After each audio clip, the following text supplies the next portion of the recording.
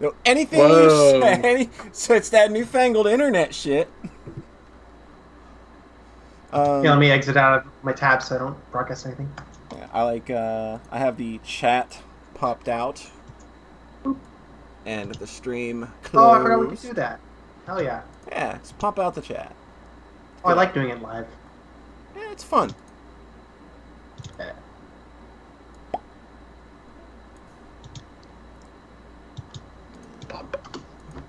Pop. Yo! Look at that. John's here. John's It's Chelsea. here. And Chelsea's John's here. here. Oh, man. It should be easier to communicate with chat, too, because I don't have, like, an 8-year delay anymore. I got, it's like 3 seconds, I think. Me and Carmichael tested. I think it was 3 seconds. Oh, that's nice. Yeah, low latency's pretty good. Mm-hmm. All right. Looking good. Are we sounding all right? Are we all sounding okay? Does everybody sound in balance? Yeah, you sound clear to me. Do I sound okay? I'm talking to the chat because they're obviously the ones that need to be hearing things at adequate levels for both sides of this conversation. I guess. They're kind of important. Mm-hmm. This is my first. I think this is the first Sockscast where I'm living alone. Yeah. Feels good. Yeah. You can like fart all you want and nobody will care. Yep. Eat that goddamn potato soup, motherfucker. That's what you do. Yeah. That's what you do. You Barks podcast loudly during streams. Podcast and eat potato soup. That's all John does anymore. Potato and broccoli soup now. Potato and yeah, like look at us getting super fancy now. I know. Let's tweet about that.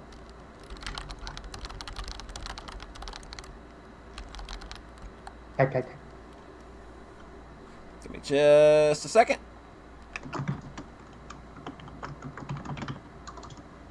Oh, no wonder no one was responding to my great jokes because I was muted. Oh, yeah. I missed nice. I missed you, right? So I'll just repeat them. John, what kind of soup rules do you like to break with your broccoli? Well, I just dumped in the whole frozen bag of broccoli. No Is that the fucks best way to given. eat vegetables? Don't know. Don't really care. Just like no fucks given. It's just like John Thayer's no fucks given soup. Yep. How much chicken bouillon did I put in it? Well, it said a specific amount of teaspoons in the recipe, but I just kind of eyeballed it with a quarter cup. Oh, damn. Winged it. Winged. Ha! Chelsea's only here because the Final Fantasy servers must be down or something. They're doing emergency maintenance tonight. It's the only reason she's here. Yeah. I'm really excited to go talk about Reflex. I'm gonna strangle you. No, that's a joke. I'm going to talk about Soul Blazer, right? I would accept Soul Blazer. Yeah, I'd accept Soul Blazer. There's not really anything to say about Hollow Knight, right? Not much, no. We don't really need to. I think we really do, actually. Nobody really cares about Hollow Knight, I don't think. I mean, Flash games from 2003, so over it. Mm-hmm. She's playing the game while listening to us. Oh, nice. But for real, though, what I'm going to talk about is I'm going to talk about Inside. I feel like that's what we really need to get into. Oh, God. I feel like that's what everybody's here to listen Inside to. in 30 seconds, go. It's all right. Yep. Better than Limbo. Nailed it. Done. Woo! Back of the box quote. It's okay. I like the ending. Yeah, the ending is like the only thing about that game, really. God. Hey, did you like Limbo? We made it again. We did it again. Nice. It's better. No spider though. So slightly less, really. So it's better. Mm. Really though, I need to talk about Witchspring 3.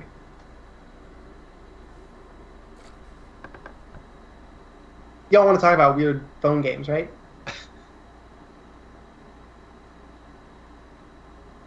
Red, you might be accidentally muted again. I can't hear your enthusiasm.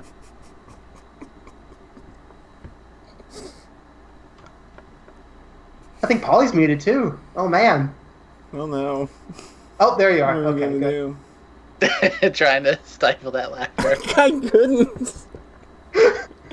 It's like I knew I was gonna just shut the fuck up, but the longer it kept going, the fucking funnier it got.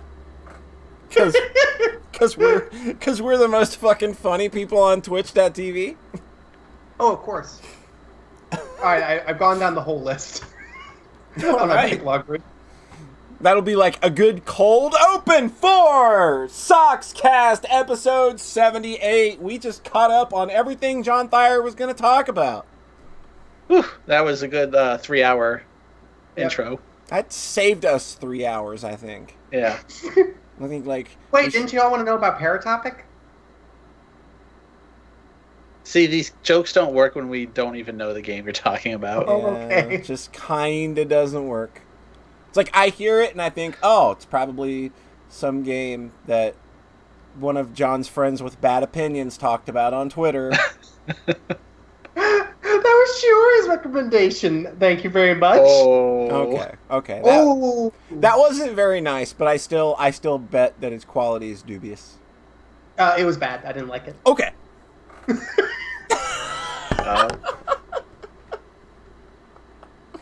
We're not assholes. It was like, hey, it's like 30 Flights of Loving. And then I'm like, oh, I didn't like 30 Flights of Loving. I should check this out.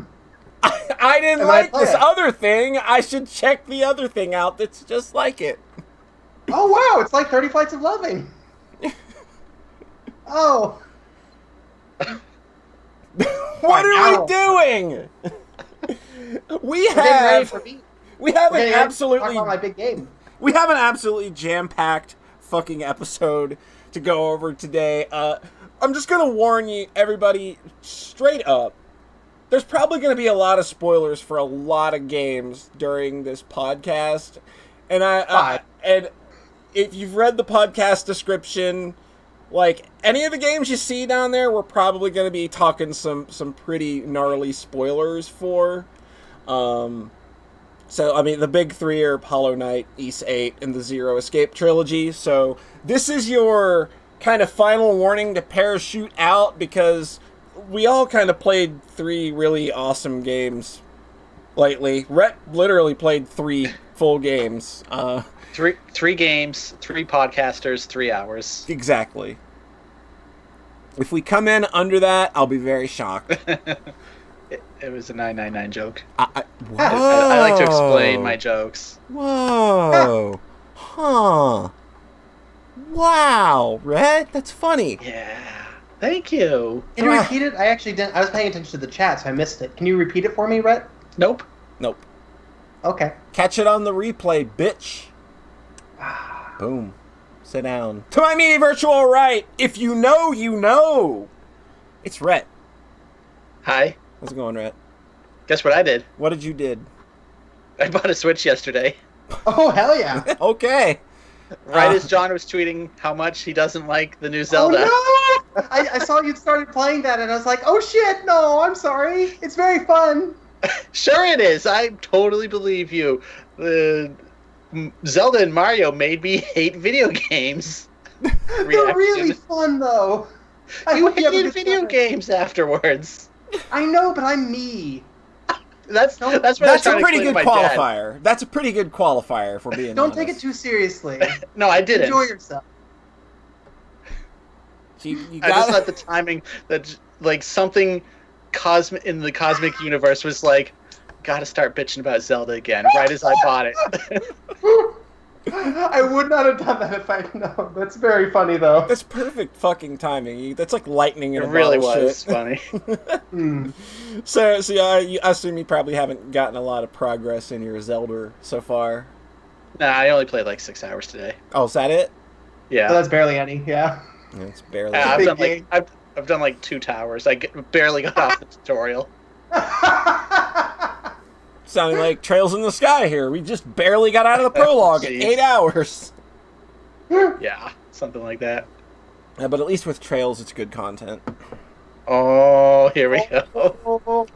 Oh, man. Whoops. Was that subtle shade I've been throwing? That wasn't even subtle. No, it wasn't. But we know Hey, how. Polly, what do you think about Final Fantasy 14? I think it's pretty fucking boring. But that's based on 4 hours of playing it. I've been very, very, very assured that 30 hours in, I'll definitely be having fun, though. It gets better. It gets better. Just play 30 more hours. It's okay. And by the other expansions. And buy all the expansions, sure. And buy this specific piece of DLC to skip a bunch of fucking quests that are boring, because that's what everybody does. Is that really a thing? That's a thing. You get an upgrade, and then you have an option to like buy. I think it's a coin or something, and it lets you skip like a shit ton of just boring ass fucking quests. Wow. Oh man. I wonder how much of that is like leftovers from the shitty first version. I don't think it is at all. I think they 100% remade that game. That game, jeez, like remade from the ground up. It's just that's wild. Yeah, it's like I can admire that game from afar, and I'm glad that so many people enjoy it, and so many more people lately are just hopping on that fucking train. And I tried to. I was just like, oh man, I sure do remember why MMOs are boring to me.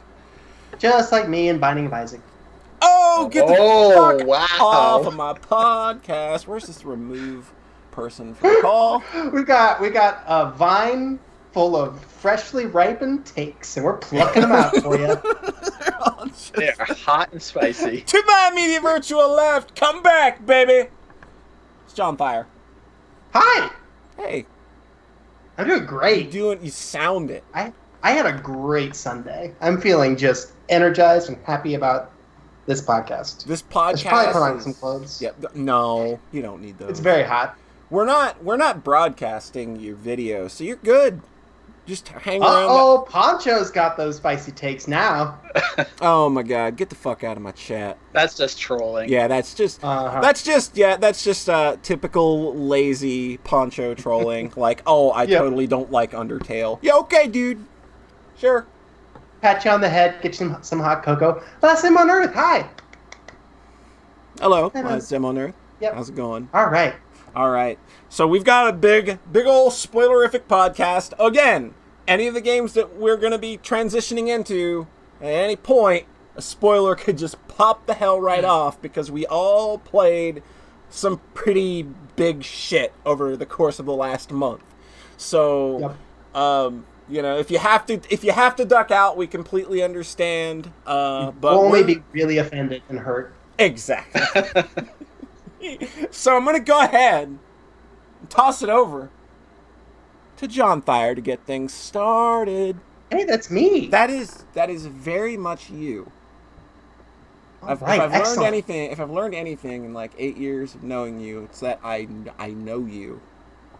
Well, I can tell y'all I'm very excited to talk about Spider: The Secret of Bryce Manor for iOS. Okay.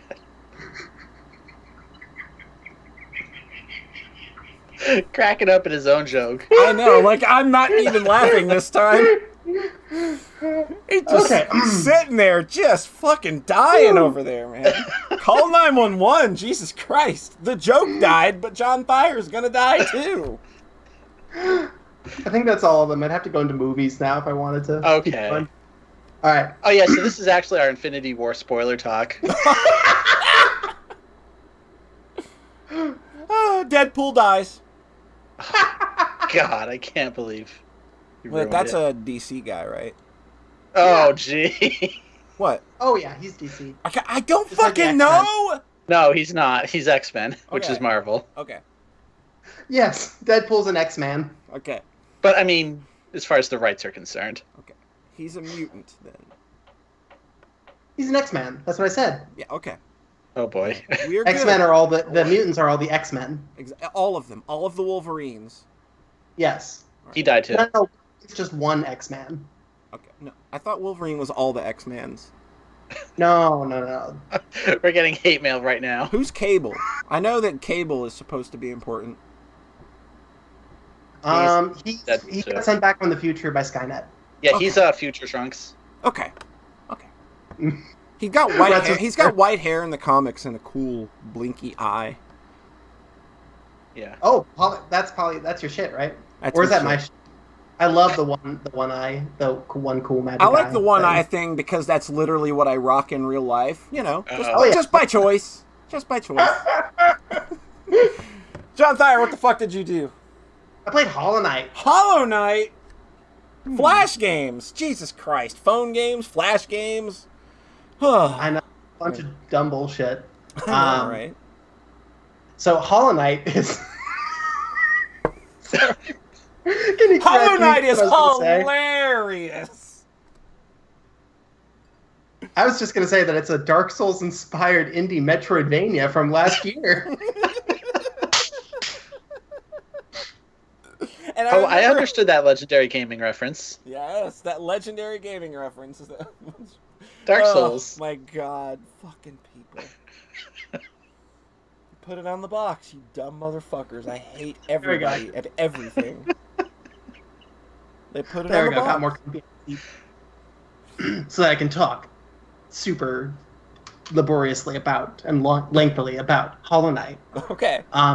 Game's real good. Yeah. Yeah. It's probably my favorite game of this year so far. Well, it was last year. Well, I know. Oh, but, I get it. Yeah.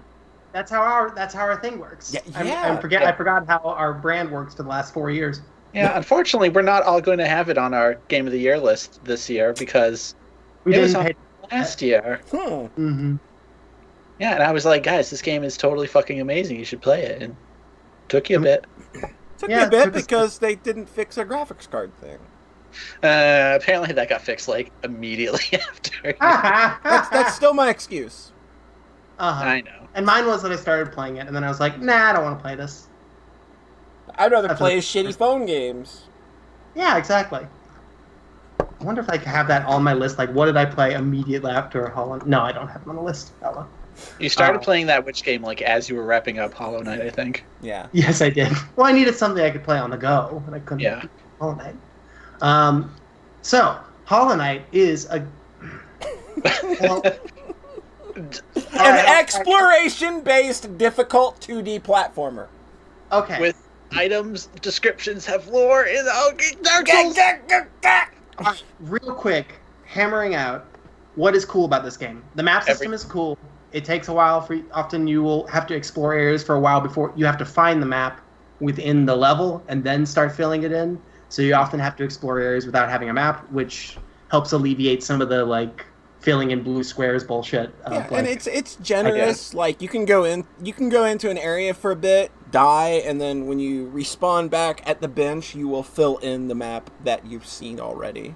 So yeah, it's they very don't generous. Like that. It's very, very long. That's also kind of unique about this game. It was like 25 hours for me. Yeah, this game is huge. Mm-hmm. You think you've seen all the areas, and then you're actually like halfway. Yeah, exactly. It's epic in a real sense. Like in the good sense. Yeah, in the actual sense of that word. Yeah. Yeah. So that's another thing I think it earns its length very nicely. All right, yeah, it's got those two things. It starts out easy, but fun. It's like it has a good feel to it. And then, but by the end, it pushes its rules kind of as far as they could go, but with a really smooth curve upwards that I really liked. Yeah, the game doesn't really have it's got some skill checks to be sure. Like I think that one of the early bosses, the Mantis Lords, is a pretty big skill check. Just to kind of see, hey, are you making use of everything you can do? Mm-hmm. It took me 2 tries. Let me think. Also, they're optional. Yeah. So it's got a bunch of really good, crunchy bosses that reminded me of Mega Man Zero, I think I said. Oh, yeah, definitely. Where they just have these really fast patterns, but with just enough of a tell to keep you able to know what the next move coming up is, but keeping it super kinetic. Yeah. So it doesn't kind of slip into that Zelda Wind Waker, oh, here's my attack. Yeah, the tells are just as quick as the attacks are coming out. You've really got to be observant. Like especially like some of the smaller bosses in the game in terms of size. Like you got some smaller bosses there that are main characters that, oh boy, that second fight, oh my god, that one's rough. And they also have some optional super hard versions of a lot of the bosses, so you can then they push it even harder, and it just makes, the more they push, the more you realize just how like on point they are with making sure that it is all, there's no bullshit as far as I could tell. It's like literally all the right decisions were made here. Mm-hmm. And the levels themselves are cool too. Like if you took the game into like made it into like super linear platformer where it just kind of built up in a very straight curve, like it would be much shorter. So there is a lot of time where you're exploring and backtracking and like not, learning new things and whatnot, but it arcs up way more, and I think the game gains a lot. It arcs up way more than these kinds of games usually do.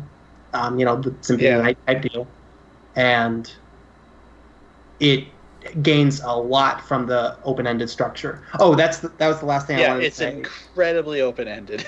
Yeah, there's not a lot of gating compared to this sort of game. Like it is a game it literally drops you in its world and says, "Yo, just go do shit. Just go find it." Like kind of like, like it's a description that I made of Dark Souls years ago. Was that like that very same? We're dropping you in a world, go do shit, which is what I compared to like the original Legend of Zelda, where you start out, you're on a screen, and you ain't got a sword. What do? There's a cave, you could explore that. Then you get a sword, and it's like, yo, go do other shit now.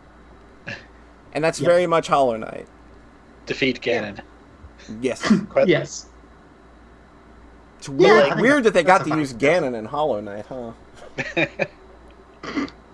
You don't even like have a goal until like 5 hours or so in, which is wild. Like even Dark Souls has like, hey, find 2 bells. I don't know, like right after the tutorial. But this is just nothing for like at least about 5 hours. I think. Yeah, like it's just you getting intimate with the world, playing around with the charm system. To kind of figure out like how those customization options go, finding things, nooks and crannies, just kind of filling out the map. And then when you finally kind of start lucking your way into actual objectives, the backtracking makes sense. Yep. And a lot of those areas the areas feel very distinctive. Like I don't think they're as, like, the big comparison is probably with Dark Souls, but I don't think that, and I think Dark Souls is just the fact that Dark Souls can leverage 3D space adds a lot to that, and it uses it so well. But like as far as the 2D sorts of these games, like it does a really good job of making each area distinctive, both visually and thematically, and also just like in a design sense. Yeah, like and just the way everything fits together in that world, like. Stuff like, the City of Tears is connected to this other thing, so it all works together, and then you have the sewers beneath it, and then even further down, and the mushroom place to the west, stuff like that. I don't know. Yep, it's very and cool. Every area has its own unique set of challenges. Like I never really felt that while playing that game, I was doing the same thing in any 2 areas. There was always some small gimmick or change to the enemy types or things just kind of reacting in a different way that always kind of made all parts of that game feel unique and interesting from start to finish, which like it's a game took me like 30 plus hours. Yeah. Yeah, I mean, speaking of enemies, there's also like 90 enemy types or something insane. Yeah. Like every area has its own unique suite of enemies, and they like never really overuse anything. Yeah. While also kind of exploring everything really fully, which feels nice. Although some of those last areas, they really, with the last bosses, they push that whole vocabulary as far as it can go, and then with one of the last levels, they push the platforming just as far as it can go. Boy, that was an entire evening for me. There is an incredibly satisfying platforming challenge that if you're going for true ending, you got to do it. And oh man, it is rough. Mm-hmm. It takes no fucking prisoners, and it's so satisfying to just pull that off. Yep. And then you have the arena, which tests the the extremes of power control, your combat ability, and maintaining like doing all of the crazy shit that you can do with all of the abilities you now have under your belt in just the most insane of combat scenarios that they can throw at you, a dynamically changing battlefield, which is one of the cool things about the arena, is that the battlefield's always changing to suit the next set of enemies. And it's just like the last arena challenge is something like 15 minutes straight of just... It's crazy. Get fucking good. John, did you ever do the last arena one? Nope. Because there's like a good minute or so, maybe more, of the floor just being spikes. Excellent. So you just have to double jump, pogo off enemies, bounce off the wall, do anything you possibly can to not touch the ground for a while. And then I think it starts getting narrower and narrower as you do that. Yeah. Oh. John, I'm telling you, you just came right now thinking about it. I know. As soon as this podcast is over, I think you should put some time into that final arena challenge. You will fucking love it. It will fucking grind your gears for a while. I ain't bullshitting you there, but my God, when you finally do it, it's so fucking satisfying. It's like this game is so good they even figured out a way to make just wave-based enemy stuff entertaining. Colosseums are never good. Yeah, exactly. That's what I mean. It's always just like, okay, can we get this over with? And then this one's just dynamic and fun. Mm-hmm. And actually, designed. Yes. Yeah, every wave is very meticulously thought out so that enemy designs work very well with one another. No, this is all randomly generated. It's run-based. Oh my God! They said it was run-based! I'm so mad. Y'all were in a fervor there, and I just destroyed it. I'm really sorry. You were like that person, people are having an intimate conversation about something serious, and John's that guy that jumps up from under the table. Pubic hair! Just ruins everything. Pubic hair is nice, though. Different strokes, different folks. Yeah. Fair enough. Oh, Jesus. Boom, motherfucker. You like that? What did I do to deserve that?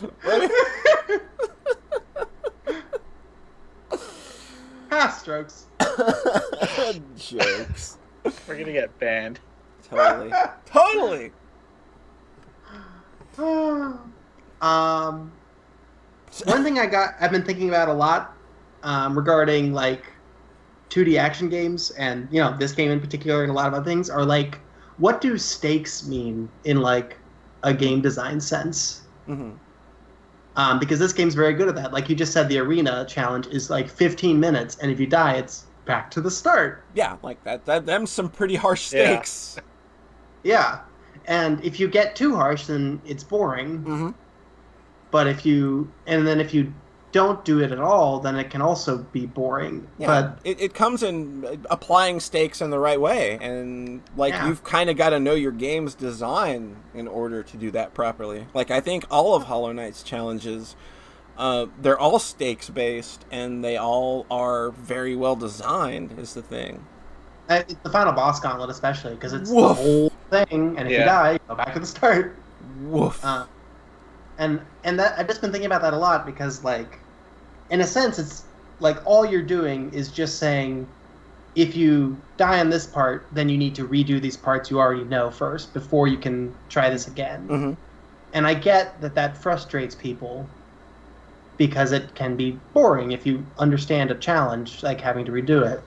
The old console games, you'd run out of continues and have to redo the whole game. Right.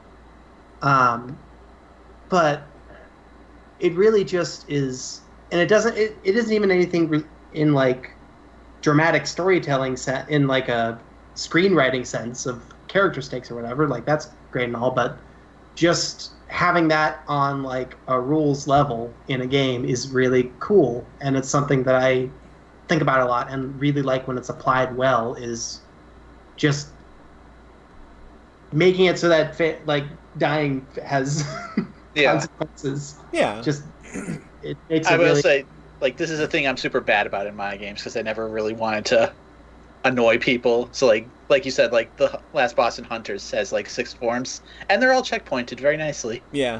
Very very snug, very comfy. Oh, until the very, very last boss where I finally was like, no checkpoint this time. Thank And you. Polly got mad. Yeah, I was mad. I was mad. I was so mad. It almost happened in the Let's Play too. It would have just been divine intervention had it happened in the Let's Play too, and it should have happened.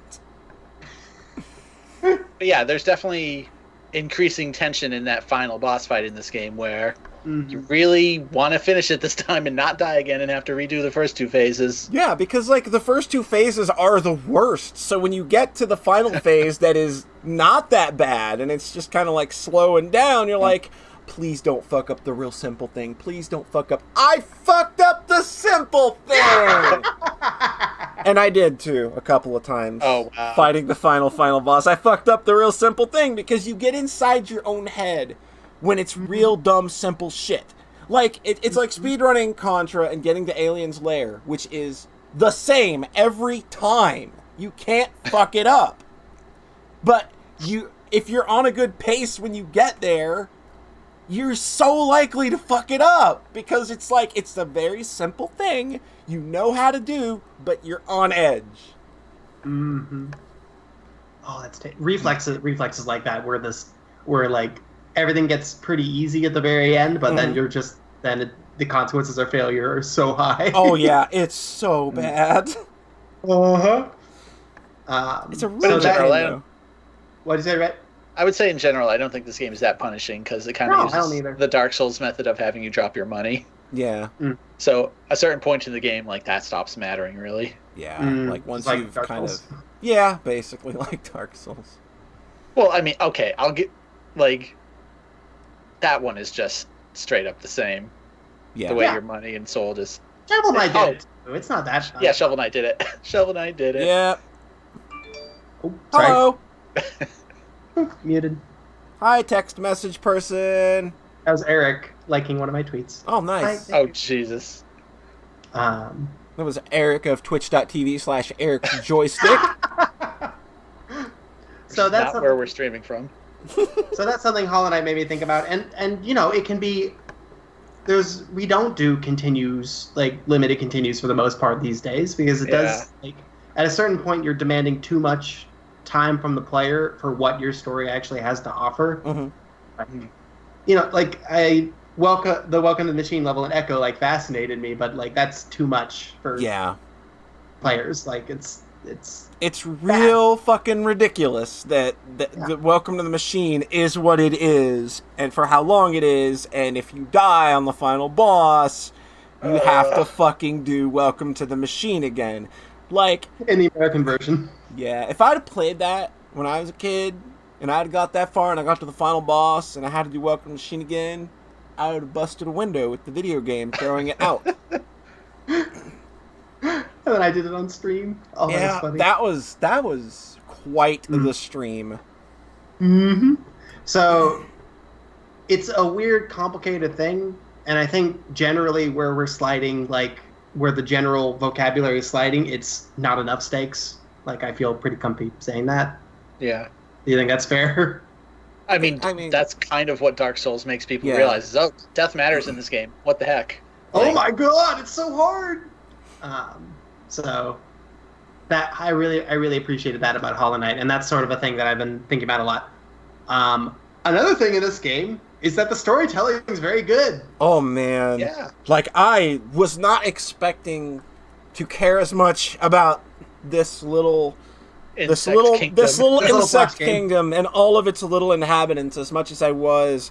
But you run into so many just interesting characters throughout the course of the game, and not even just central to what's going on with you and the main character and like what your deal is. It's just there are so many nice little stories that kind of make up this world, and there are a lot of NPCs that you run into multiple times throughout the course of the game that, as you're making your final trek towards, you know, like the major end of the game, and you run into these characters one more time, it's just kind of like, oh man, like that felt really good to kind of see this guy through this whole game, and he's kind of just been there with you the whole time, but just kind of hanging out in the background. It's been a really cool, yeah. There's the Trader Lord fight. Yeah. Yeah, that's a very good example. Real good. Mm-hmm. And you can save that NPC as well. So. Wait, what? Really? Yep. What? You can keep that character. Yeah, it's an NPC sure? fight. I'm pretty sure you can. Because I'm pretty sure there's an achievement for it. Save Solaire. Yeah. I could have sworn I read it's impossible, but I'm not sure. And I would have to look at the achievements list again, but I'm almost pretty damn sure that there is an achievement for making sure that doesn't happen. Huh. Intriguing. This game has lots of layers, and I haven't even touched the DLC stuff, I think, so there's a lot to it. Okay, I kind of figured. So the problem with the DLC stuff is that the main game was so complete, basically. Yeah. That when they add here's 15 minutes of new stuff, it's like, what? Who cares? Yeah, to be fair, the fact that adding a new boss into this was so because there's so many already, it's like, oh, there's a new boss here, but you do it and you're like, okay. Mm-hmm. That makes sense to me. Because I kind of felt like I finished my journey there. Yeah. Solidly. You may have run into some of it though.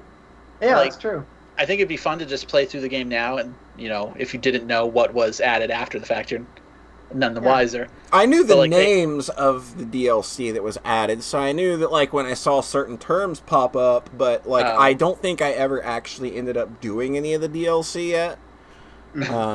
I do know Can I just spoil one of them? Yeah, sure. Zote? Yes, great character. Yeah, so you fight him in the arena for real. Oh, I did this one. And then there's a dream version of him. There's a dream version of him. Yeah, where he's super huge and actually lives up to the legend. Oh, nice. That was added after the fact. That's the one I thought, and I was like, hey, I wonder if this was one of the DLC ones. That was, yeah. But it felt like the kind of thing that could slide in. Yeah. Cool. So they just sort of slid that in. Just oh, there's a second level to this room now. And then there's a little shrine there, and you fight Zote for real. Oh, that's neat. I'll have to do that. I want to fight Zote. Yeah, it was cute. Because Zote's such a cute character. He's so good. Yes. Yeah. God, I really like Hollow Knight. The storytelling there's not a lot of big, cinematic moments. It's just that they sell the ones that are there, and they have just a couple that they really needed to have there and have land, and then they make them land. Yeah. It's really the environmental storytelling that kind of pushes this game and the story it's trying to tell, because you can just infer so much from looking at the environments, or just the one or two lines an NPC might say to you. You get the general gist of what's happening in this world and why things are going the way they are, and just kind of piecing all that together, it felt like a really consistent and very well designed through line start to finish for me. It's not seamless, but it in a way it feels seamless, if that makes sense. I cared about the lore, which is bizarre. Yeah, I typically don't care about lore in most games. Yep. I think it's better than Dark Souls at kind of making you pay attention to that stuff, because Dark Souls literally hid it in item descriptions. Yeah. The first time I played that game, I was just I don't know what the fuck just happened. Yeah, exactly. And I think and also it has a story that lands way better than Gwyn. Yeah. It does the exact same thing basically in a lot of ways. Yeah. But then actually makes it land really well in a way that Dark Souls really didn't. Yeah. So I'm very, very much respect that. The storytelling kind of made me think about Mega Man X, just with simple, because I was already thinking of that with the bosses. Mm-hmm. And it, not being super deep or anything, but just making shit land in a way that I really liked. Mm-hmm. And I felt thinking back on Souls, Souls feels maybe more serious, I guess. But it just doesn't really go for the big catharsis moments like Hollow Knight does, and that's kind of what made me think about it, where Hollow Knight felt a little bit like more grand video gamey, I guess. Yeah, I think that... And I realized that I like that more. Yeah, Dark Souls is very understated.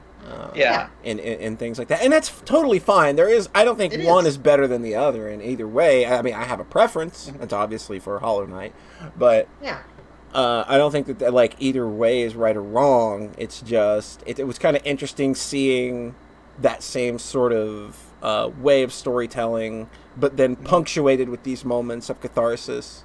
And seeing like, oh, okay, I like this. I just like it better when it's done this way.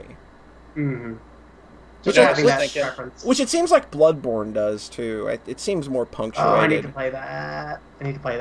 I played the first 10 hours and loved it, and then just stopped. Weird.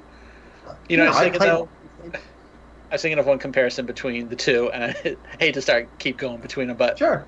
Like the final boss of Dark Souls uses kind of an understated piano song, right? Yeah. Mm-hmm. And then the last area in Hollow Knight kind of does the same thing with like a piano version of the main theme. Yes. Mm-hmm. So it's also a very kind of somber, understated thing. But then the final boss of Hollow Knight is just like, okay, we're fucking going for it now. Yeah. Like, all in. It has that all-in, big, huge moment that Dark Souls never really goes for. Yeah. Mm-hmm. And just like the way that whole final boss just kind of is presented. Everything about that is incredible. Everything about the lead up, the pre-fight thing that happens, and then the moment it all starts. It's just an utter insanity. And it's the best title name, like dropping a boss's name. Yes. has been as good since Ganon and Ocarina of Time. Yeah. Yep. Yeah, it's all they do is throw the boss's name on screen, and the way and the timing, it's so perfect. Get your pants a little wet thinking about that. The way they segue from the final boss into the true end, it's just like, boom, and the similar moment reflection with your reflection at the bottom of the world. Yes, like, boom.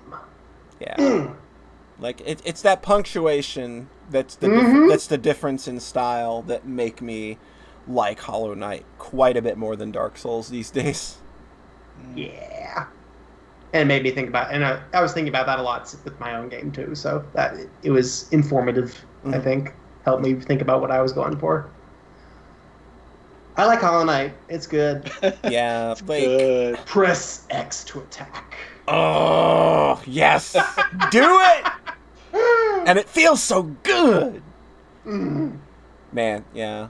You haven't played Hollow Knight. Like, what the fuck, man? I still think if you play one Dark Souls-inspired indie Metroidvania this year, it should be Hollow Knight. We'll let you have that one for free, Cherry Games. Go ahead, put that on the back of the box. Are we going to have to get Chelsea to play this, but then play Deep Nest for her? Yeah, exactly. We need to get Chelsea to play. We need to get... but she doesn't want to do Deep Nest. I think she would love Deep Nest. Love it. I just want to live there. Man, Deep Nest is one of those... Deep Nest is one of the most fucking unnerving things I've had to deal with in a video game, and it just kind of it made me like, and I was playing it with headphones and in the dark, and it was like just so fucking unnerving. It was so unnerving and unsettling. It's funny, they don't really put that level in the trailer, I noticed. Yeah, that's real smart. That's real smart, because I didn't see it coming. And the touch that I love there is that you usually like you're Carnifer. He's your cartographer. He's usually always, you got to go in and find him. Like, he's not easy to find all the time. On both of the entrances to Deep Nest, he's just like right there at the start. Like, I'm not going any further. I'll just give you the map. Go on. Nope. Nope in the fuck on out. Good video game. Very, very good video game. All right. And it still has like another really big content update coming that's more substantial than a few bosses, apparently. Like, this is going to be more story focused. I've heard that maybe Hornet will be playable as well. Which, with Hornet... then maybe it comes out on Switch someday. Maybe one of these days. You gonna play it again on Switch, Rhett? At this point, yeah, probably. All right. Just because, like, I'll like throw $15 their way again because it's making like one of the best games ever made that was massively underpriced. $15. This is a game that I got, like, I seriously think I can't remember if I got 35 or 50 hours out of this, but seriously, $15 and this game just kept getting bigger and bigger and bigger. Like I was playing it and I literally thought this is never going to end, is it? And it was not in a bad way. It's just quite literally, how is there more? How did I only pay $15 for this? It's like I worked on this game because like their design document was like 4 areas originally, and something spiraled out of control at some point. They really made that Kickstarter money stretch a long way. Because like there's some beta stuff where it's like, okay, we have kind of the blue area at the start, like the mushroom area, the garden area, and then another area that got cut, and it's just like, okay, but where did the other 80% of the game come from? Yeah, like that's just insane. God, that's wild. Hollow Knight's real good, everybody. Real good. Sockscast approved. Sockscast approved. Yeah, this is probably the most approved game since Dark Souls. Since Dark Souls or Neptune Undertale. Rebirth 1, Undertale. Well, okay, Undertale's a good one. Yeah. Rhett, what'd you do that for? It was rude. Honestly. All right. So are we done with Hollow Knight, or do we want to spoil more of it? Yeah. Okay, we're done with Hollow Knight then? Yeah, I think that's good. I think we covered how fucking magical that game is. And then we didn't even spoil that much of it. No, we didn't. So I was surprised. I mean, it is also the 3rd time we've talked about it in the podcast. That's a good Because I remember, like, roughly a year ago, I was like, you guys gotta play this game, please. And then I played a year after that. Yeah. Yep, and John, a little bit after that. Yeah. Yeah, John listens to Polly. Yeah. Sorry, Red. John has an 8-year history of listening to me and never making a wrong choice because of it. Yep, never ever. Never played a bad game, actually, just since then. Gonna disagree there. There have been a few I can think of. Name 15. No, I could easily name 15. I very easily could. Don't go there, John Thayer. All right, well, let's just talk about what have you been playing, Polly? What did I do? Okay, well, first and foremost, I built a new PC. Oh, what you gonna play on it? Yay. What am I going to play on it? I'm going to play Bad Dudes on NES. Yes. The first fucking You're game I finally played. overclocking it. Yep. Damn thing struggled to get it over 15 frames per second. Weird. Yeah, turns out, like, no matter how high of a processor you got, you're still not going to get better than that vertical scrolling. It's never going to get better. Yeah, I built a new PC because I wanted to future-proof, and like my old one, it's kind of just been eating it a bit lately on some more newer games that I've been playing. Like I played Mega Dimension Neptunia, and it was just kind of it chugged quite a bit, and it was just like, okay, we're probably starting to reach the end of this PC's lifespan. Which, hey, to be fair, I built that thing 8 years ago and haven't updated a whole bunch of components in it. Jesus, yeah. I never had to reinstall Windows 7 once on it, never ever. So, Nice. like, hey, that thing served me very fucking well. It's Yeah. earned a rest. That makes sense, though, that once you're trying to run PS4 games on it, it's like, it's 8 years old. Like, there's only so much it can push. Yeah. So, like, even at this point, that like even a higher range graphics card just kind of, I don't think was really going to cut it at that point. So it was just like, let's just go ahead and like, we've got the cash, let's future-proof while we can. So I threw... You had the cash, and then you didn't have the cash, and you had a whole fun story. Oh, my God. Your PC. Yeah, building a new PC online was a lot of retail fun, let me tell you. Like, dealing with banks and crap, and them being like, well, we didn't charge it because we thought it was fraud. It's like, I told you to charge it! well, the thing is, the money's still going to be on hold for another 5 days. Oh, my God. But yeah, this is a decent little computer I put together. We've got an MSI B360 gaming motherboard inside. Got an Intel i7 8700. Got a Kingston. We got a Kingston 240 gig SSD as the main drive, and two 2 terabyte Western Digital drives. 16 gigs of G-Skill RAM. I overclocked those a little bit. And an NVIDIA GTX 1070 Ti. Oh, yeah. I was waiting for the video card. Yeah.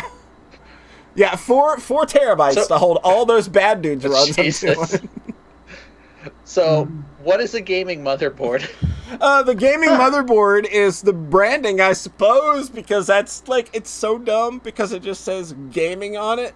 But it's just like, okay, what's so gaming about it, motherboard? What's so gaming? And then it's just like, you look at the back and it's all of these anime titties on there. You look at the back and it's just all these dumb buzzwords that don't mean fucking anything. Blast processing, hardcore gaming. Like, parallax scrolling, mode 7. It's so stupid. But parallax scrolling and mode 7 aren't buzzwords, they're real things. But, like, they're just things you'd put on a box or something. But, yeah. One of my teachers the other day was like, does anybody know what parallax means? And I'm like, hold on, I got this context? shit. I got this.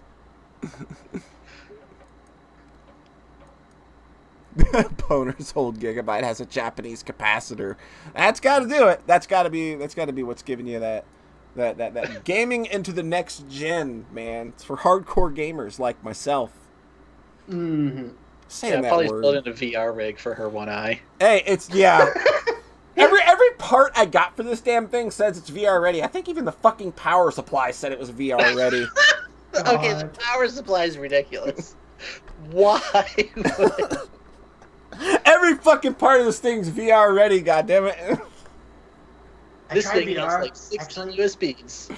This is a gaming power supply. Have y'all tried VR? I did. Oh. Yeah, I was at a game dev meetup in Chicago.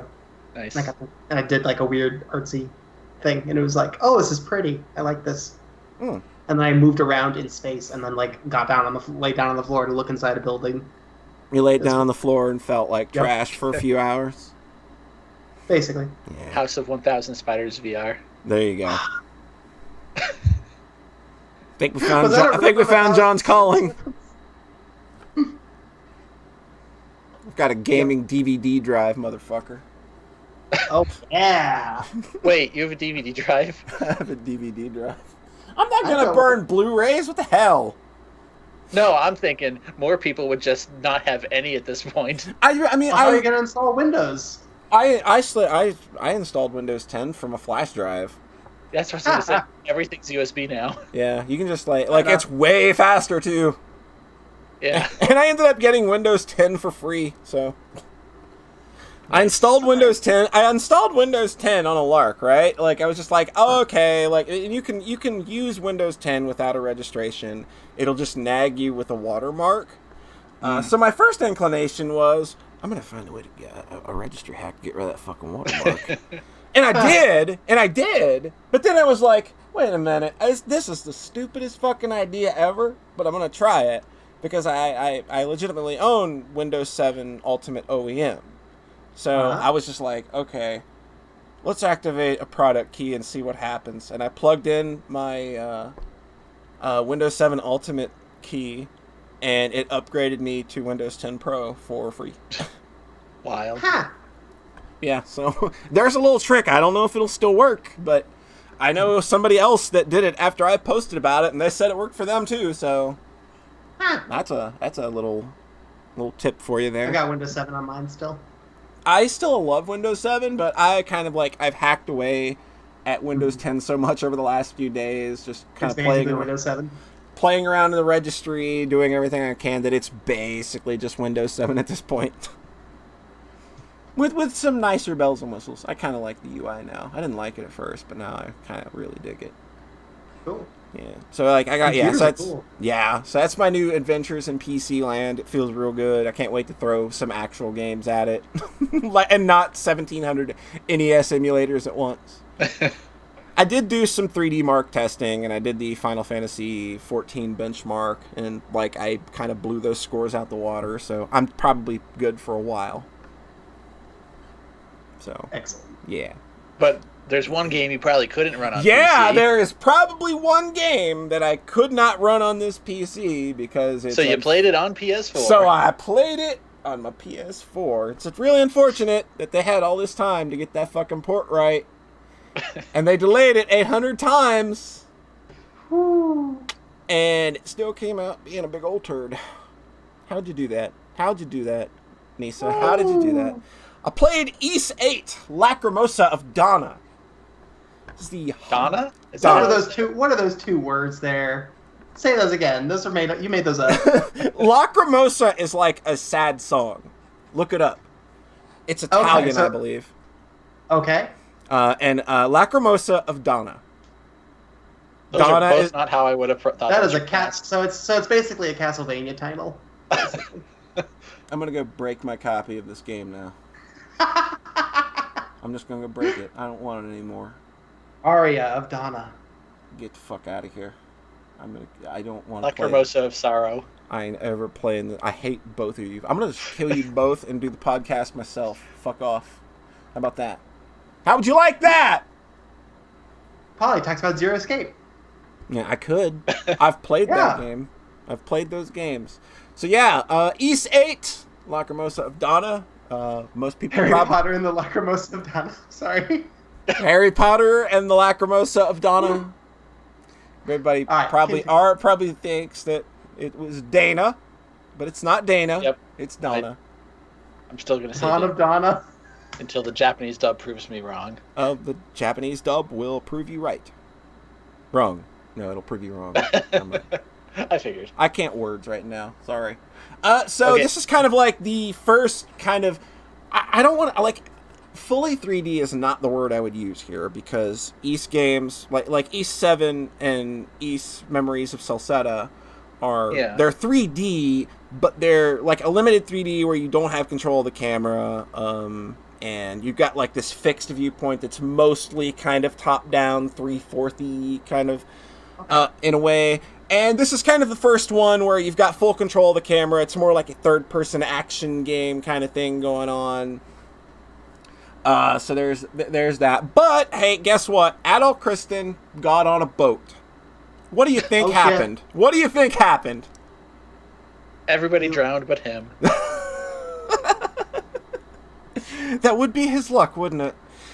So yeah, our boy Adol, he's crashed another boat with just his very fucking presence. It's attacked. So that's just every game. It's almost every game. Like Oath and Felghana, they arrived safely. Ys 7, they arrived safely. Okay. Chelsea might be able to help there, but yeah, I'm pretty sure most of the games, Adol is poor shipwrecked motherfucker at the start of every game. No, you're right. Says Chelsea. Because it's a great way to make sure you don't have anything left over from the last game. It's a good gameplay conceit, you got to admit. Yeah.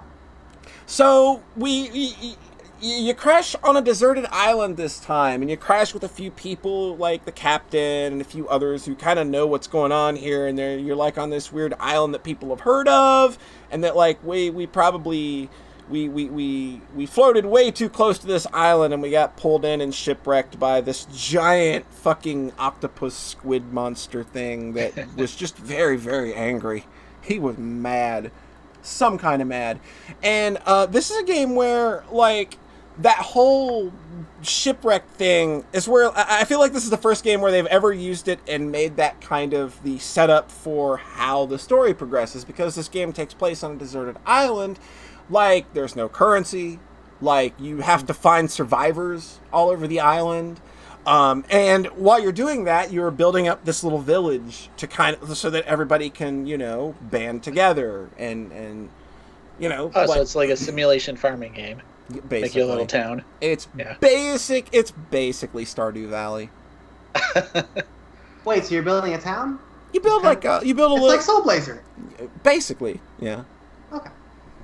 It's Yeah, it's basically like but just like you're building your little town, and it's kind of based both on story progression and like how many castaways you find, and like it is a huge fucking island that you're plopped down onto.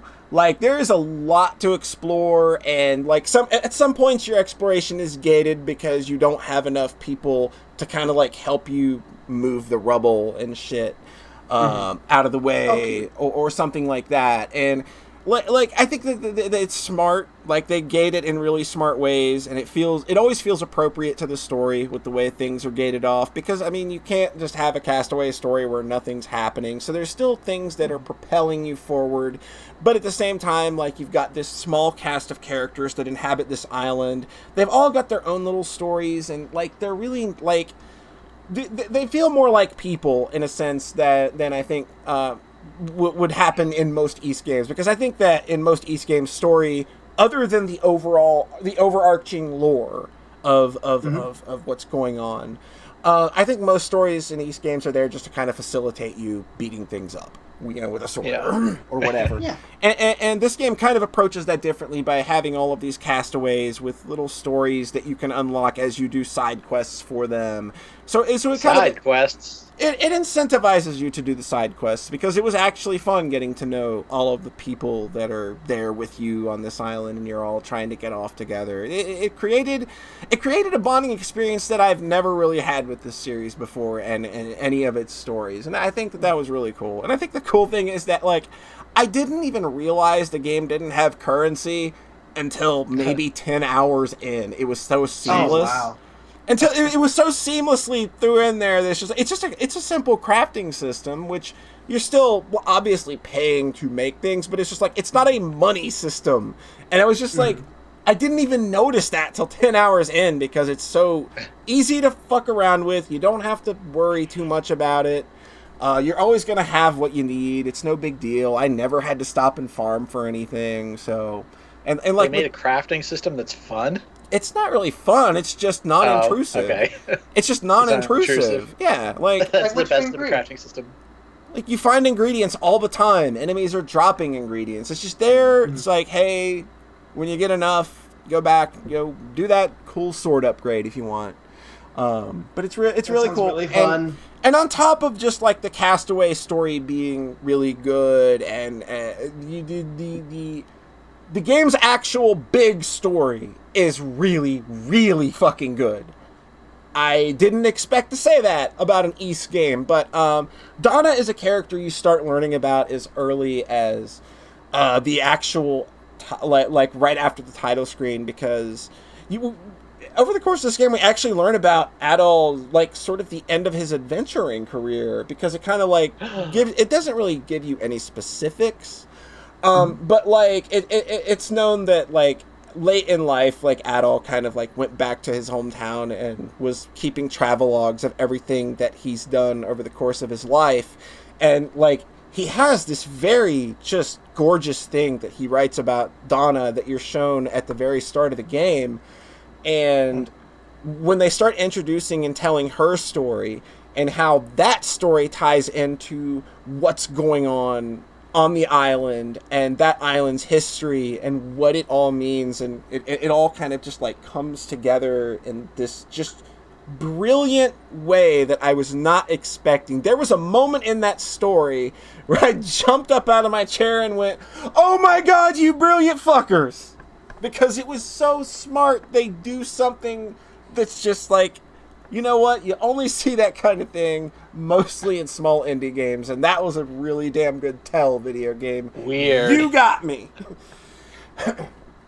So I really enjoyed the story aspect of this game a lot. Like, I think Donna is an incredible presence in this series. I hope she is there going forward, because she's just got she has such a great personality. She's written kind of like Estelle Bright in a sense that, like, yeah, she's kind of like a little dippy and kind of marches to the beat of her own drum, but she's also like a very serious person and can and will apply herself to getting shit done when shit needs to get done. And it just kind of really makes you connect with and like enjoy her character a lot.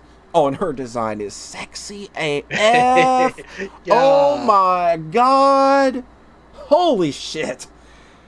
And she's like fucking 6'2" and could beat your ass, and it's real really? good. Yeah, she's like 6'2". That's going You're a little. Insane. You're speaking my language now. That's going a little too into the lore of the game, but yeah, I do like that. She is a woman that is 6'2" and could just beat my fucking ass. I love it. It's this game, like, should surprise nobody that it plays very well. Like, this game kind of sticks very strongly to like the Twitch style based games that you've been like, even the bump system was very Twitch based.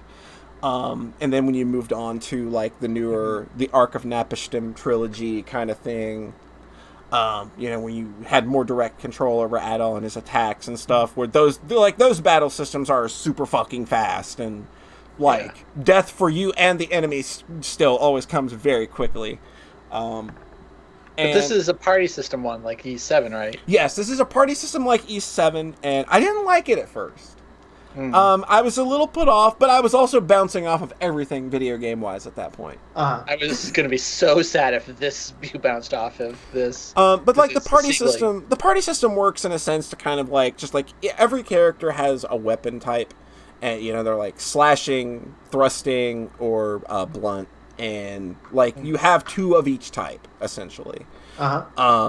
So like you need to just switch to different party members on the fly to adapt to different situations where certain enemies could be better taken care of with somebody with a weapon, and once you get rid of that weakness to that weapon, you can switch back to the other character if you want, or just finish them off with the current character that you switch to. So it's not a system that I felt really gets in the way. I wasn't a big fan of it at first. And I wasn't a big fan of it in E7 at first either. But I learned to like it in that game for many of the same reasons, because it works basically the same there that it does here. Like, a lot of things kind of carry over and still feel very familiar. Like, the feel of this game still feels like those games. It's just a lot more fluid, a lot flashier. Like, holy crap, is the combat just a lot flashier. But in no way do you ever get so flashed out and dazzling that you like lose control of what's happening. Like, you can always find yourself on the screen. You never feel out of control of a situation. And it's got Final Fantasy 15. Like Final Fantasy 15, sure. I'll say it so you don't have to. So you said that the Switch version, you said negative things just based on what you'd seen. It's not the bad original translation though, right? No, it's like the Switch version is running at 30 frames a second, 720, and there is a bit of slowdown, particularly in areas of that game that are a bit bigger, and that game's got a lot of big maps, because you're exploring an island, and a lot of the stuff you're exploring is just big, wide open spaces, just like a lot of foliage everywhere. Like, that stuff can bog the system down quite a bit, on top of this game's not afraid to throw a shit ton of enemies at you at once. And just like, just in general, the combat feels fucking incredible once you kind of sit down and sink your teeth into it. And they brought back the flash guard system, which is essentially if you block or dodge at a specific time when an enemy attacks you, you get some bonuses granted. When you flash move, you move at double speed and enemies are slowed down, and you're also invincible for a couple seconds. And if you do a flash guard, you're invincible, and all of your attacks for like 2 or 3 seconds are guaranteed criticals. So there's a lot of incentive for engaging with that system. And if you're going to play the game, I would recommend playing it on hard, as I did. I think that I played a bit of normal, and it just kind of didn't have the oomph I was looking for. And this was like kind of in the middle of my hard playthrough, though. So I mean, obviously I could be a little skewed here, but when I bumped it down to normal just to see how it felt, I wasn't feeling like the intensity. So when I played it on hard, like, everything feels like it fucking matters. Like, everything hits pretty fucking hard, and you're gonna definitely be needing to employ all of the tactics that you have, like flash move, flash guard, character changing. This game does have a flaw where you can pretty much item feed your way out of any bad situation if you need to. It never feels good, and I never did it. I limited myself to 2 full heals and 1 revive for any situation, and that always kind of felt fair to me. Yeah, I've played a number of games like that. And like, the boss fights are fucking incredible. Just like, the further you get in that game, the crazier and more just ridiculous boss fights get. Just in terms of both scale and just intensity. Like, the final 4 or 5 boss fights in that game, just in the normal path, that's not even pursuing the true path, which you basically can get on the true path by just doing a bunch of side quests. That's Can you miss it? I think so, but I think that if you miss it, they just drop you back on the island after in the post. So you're in the post game, but you can kind of go back, rewind time a bit, and try to get, like, I don't know if it's like, because you have a reputation stat, and I think that true ending is tied to your reputation. So do side quests. So basically. Yeah, I just did a lot of side quests because ultimately they're worth it and they're not that far out of the way. Okay, that makes sense to me. But just like the final boss fights in this game, I mean, not even just the final boss fights, but just the final boss fights in particular and the final dungeons. Just holy crap! Like, I spent an entire day doing the end game of this game, and it was an entire day of me literally just getting my face pounded in and then overcoming over and over and over and over again, and it just felt so good. Like, there's not a lot I can really complain about with Ys 8. Like, yeah, I've sat here while I've been talking it up, trying to think, okay, how do I counterbalance this? What would somebody maybe not like about Ys 8? And it's just like, well, I mean, I guess if you just don't like good games, maybe. I mean, the soundtrack is more open. fucking incredible. It sounds more open-ended, right? I think that the game is still fairly linear. It's just, it kind of feels less linear because you have so much space at your disposal to explore. And the game rarely ever, like, you're never punished for trying to explore. You might find a place that you can't access yet, but it'll mark it on your map and say, hey, if you come back here later when you have enough villagers or you have this piece of sub-equipment to supplement your abilities, maybe you'll find something cool here. Like a whole new fucking area! Like, that happened a number of times in the same way that it happened for Hollow Knight. It was just like, oh, I keep finding new fucking areas. Okay? Cool. Is the leveling balanced in this one? Because the other Ys games I've played, it's like, level 1, you do 0 damage. Level 2, you one-shot everything. Oh, yeah. This game is very balanced. Cool. I never felt that at any point I needed to stop and level grind for anything. And I was on, like I said, I was playing on hard, and it never felt, and like, one level never felt like the difference between victory and defeat either. Yeah. So, like, I wouldn't go. It definitely does in the older ones. Oh yeah.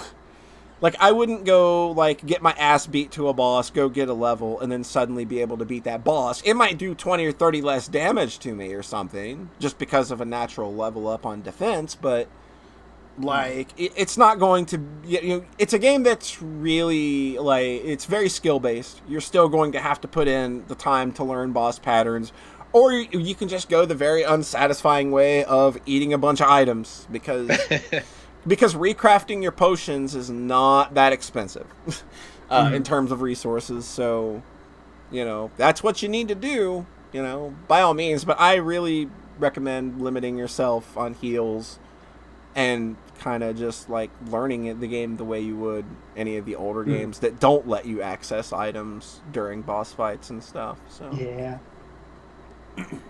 Cool. All right, I'm probably going to be I'm trying to figure out basically whether I want to dive into the Switch version when that comes out or wait until I get another PS4 and have this be, like, my new PS4 treat. Well, either way. I mean... Either way would work. I don't. I was think considering the Vita thing, so I'm sure the Switch is better than Vita. Oh yeah, the Vita version's like missing quite a bit of content too. I believe that it doesn't have Is the Switch version gonna have everything? Yeah, it's got everything. Cool. Okay. Yeah, like that's at the end of June. It looks like. Yeah, the Vita version is missing interceptions and suppressions, which are kind of wave-based things where, like, oh, your village is under attack, get back here and defend it, or hey, that sounds awful, actually, though. So. Oh, they were pretty good. I like them. They're the same. Wave-based town defense. Sign me up. They're the same. Like.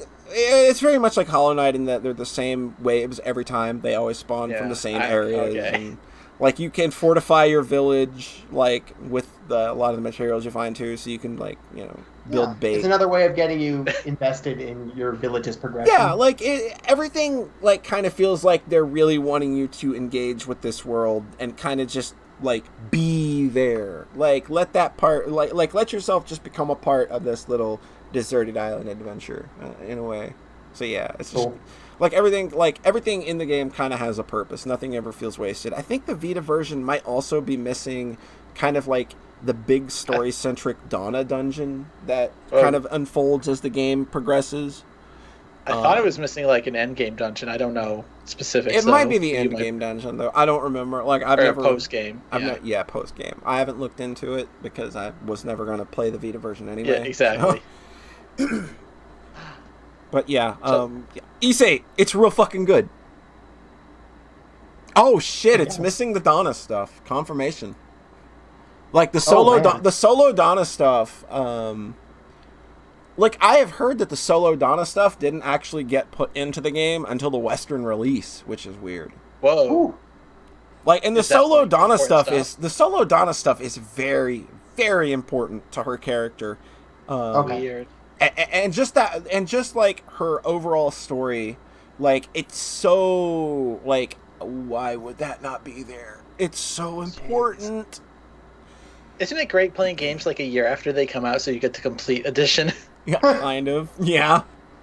But I cannot recommend Ys 8 enough. Like it's just such a fun game to sit down and just like it was a chill game that I spent a long time finishing.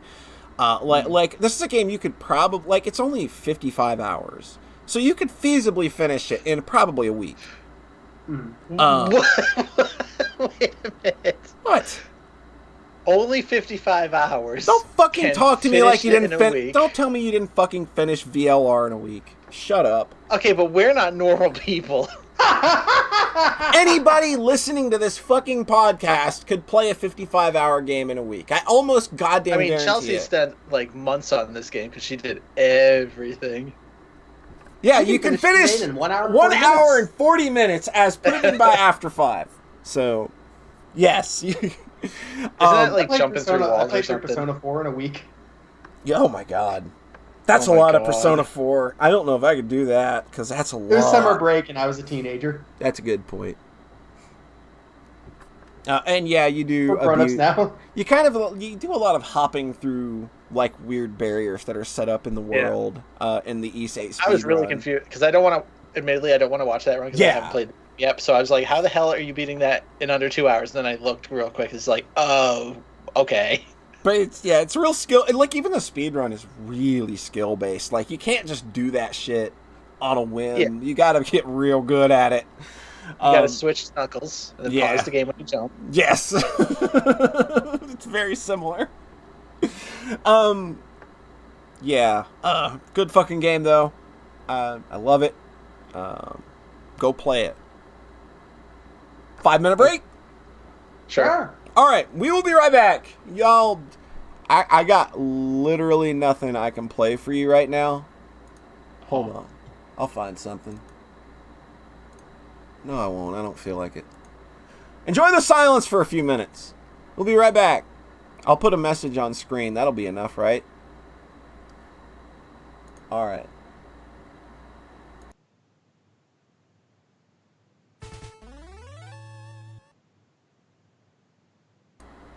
Thank you for the sub. I very much appreciate it. Mr. Tengu Gemini, you are amazing.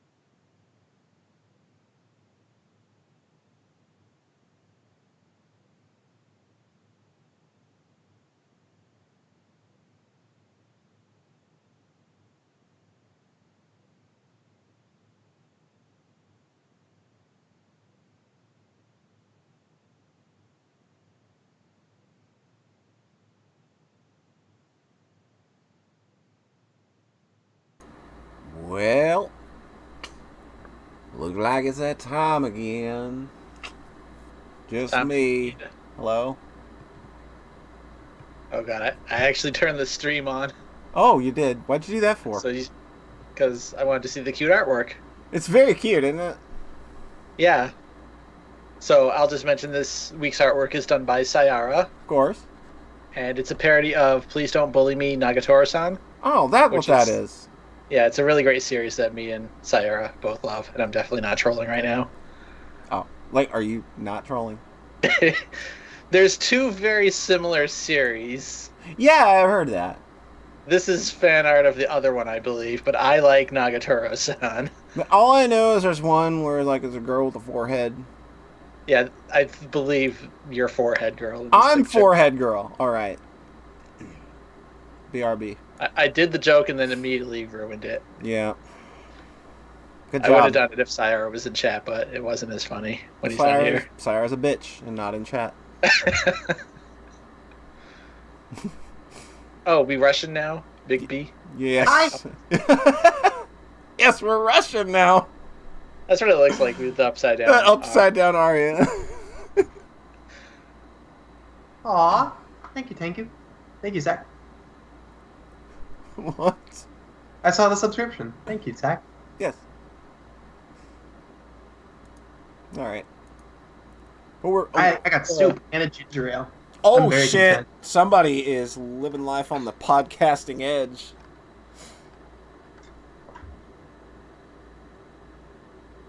So are we ready to jump back in then? Yeah, we're gonna talk about. Pardon? Talk about Y'all have played all three of these, right? Yeah. Yes, all three. Obviously, yeah. Duh. Yep. I confirmed it with both you earlier. I'm an idiot. Yeah, I raced through them with no problem. I was like, yay, John just played. I can't believe how swiftly John played through the third one, especially. It's almost like the third one is kind of a slog.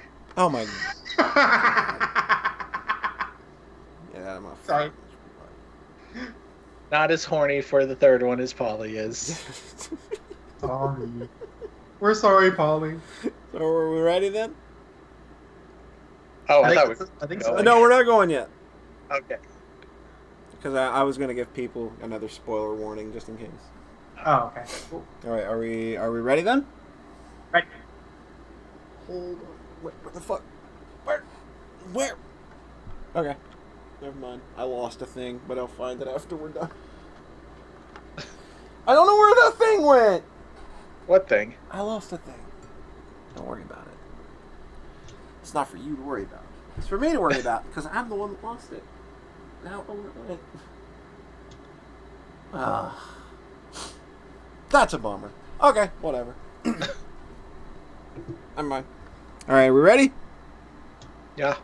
All right. So, we've been pretty good about not spoiling things so far in the three big things that we were going to talk about. Where I said, "Hey, we might be doing a lot of spoilery shit." But this is probably going to be the one where we're not going to be able to avoid a lot of spoilers and it's not really technically a spoiler cast, I don't think. No, but there are things that we're not going to be able to avoid talking about in order to talk about all three games that Rhett is going to talk about. So if you haven't yet and you do intend on playing the Zero Escape trilogy, it's probably where you should parachute on out and we'll catch you next time. But if that's not the case, then we're going to kind of take a slightly brisk trip through the Zero Escape trilogy, courtesy of Rhett, who just played all three of these, right? All three of them in the last month or so. All three of them in a fucking month. Not quite, because I finished 999 like just shy of like a month before I finished ZTT, but whatever. ZTT. DDD. Zero Time Dilemma. Yeah, ZTT. The sequel to VLR. Yeah, Blur. Yeah, Blur. 9. Blur and ZTT. Actually, it's in Japanese. It's QQQ. Oh. QQQ. Nice. I don't know how to talk about these games, to be honest. Okay. What was your journey like with 999? So 999 was really slow to start, I think. Yeah. And I started it and I was like, man, I'm kind of still in that action game mood. So I played some other stuff and then went back to it and then finally got hooked about a quarter to halfway through or so. It wasn't until, like, somebody murdered Rhett with an axe. I was on board by then, but then it's like, oh, okay, 10 out of 10, best game ever. Now I'm just totally on board. Massively on board that train. You said that. The way you said that was so good. That was like super horny Rhett there. I like that. Look, we all have our thing. We've gone over John's things. Yeah, we've got. Hey, I fully cop to this also being a thing when you consider my favorite characters from other things. Yeah. Okay. So the fact that happened, and I was not expecting it, was very pleasant surprise. I thought, okay, we have a clear and definitive winner for best character in this game. Yes, of course. But so besides that, but like the first ending I actually got was like the submarine, and I was just kind of like, what the fuck? Yeah, that ending's pretty. That ending's pretty. What the fuck to get right out of the gate? I forget what happened to that one. Can you remind me? It's very sad. It's just everybody dies. Yeah, it's very sad. And then like you get stabbed and like pushed into the water next to the submarine or something. Yeah. And then a fucking achievement pops up that goes, "We all die by a yellow submarine." The achievements in these games are, A+ on the wordplay. I don't think I ever remembered any other really great ones besides that, but that was like really good because that was like the first one you get to. Yeah. It's like there's no achievements besides the endings, I think, in 999. Yeah.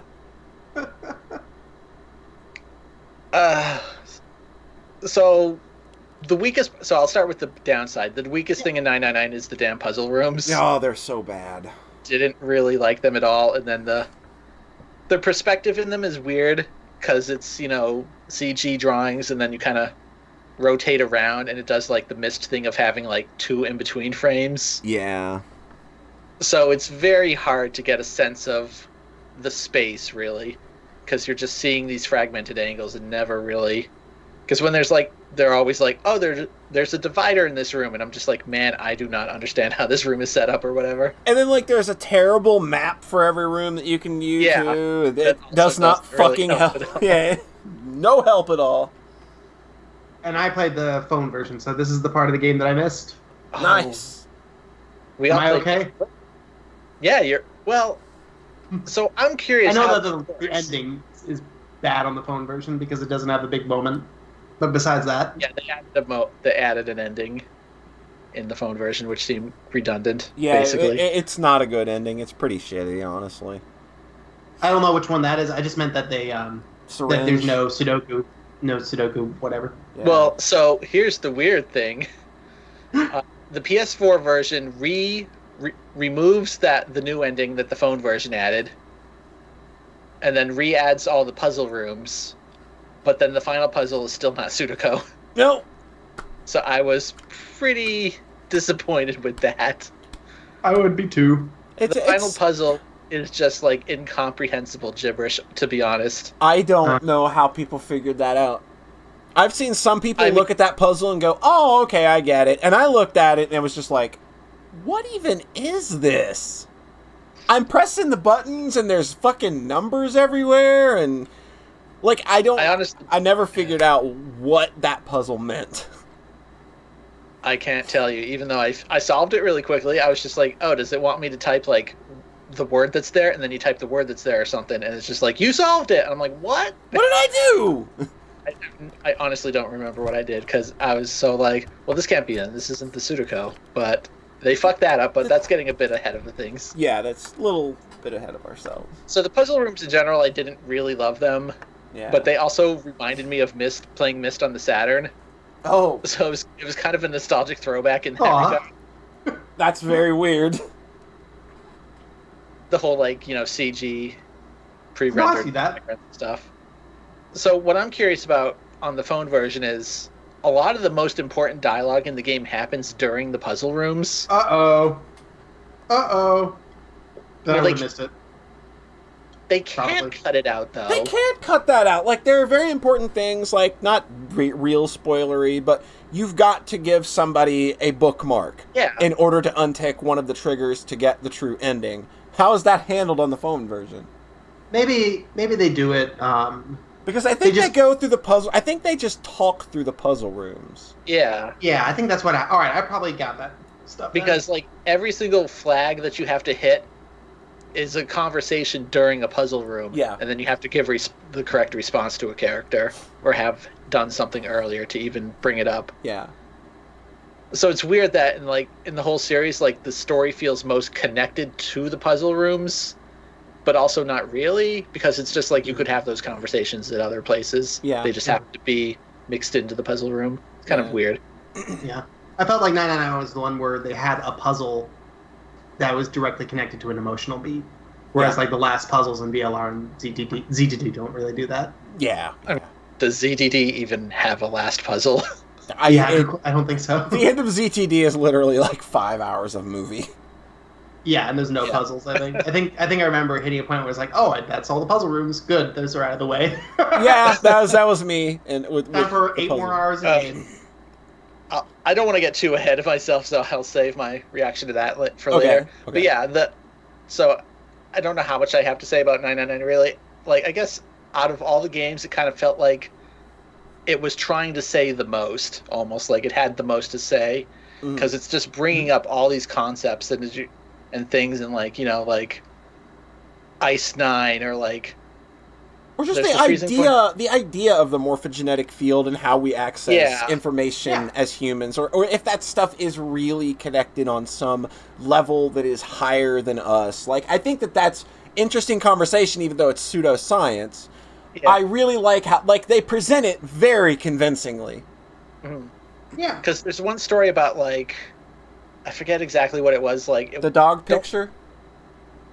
That was a good one, yeah. And then there's like talking about, like, if computers aren't actually processing their information, they're just receiving it from something like the computer monitor thing. Yeah, that's that they kind real of go good. To later in the other games. Like, maybe we're just monitors.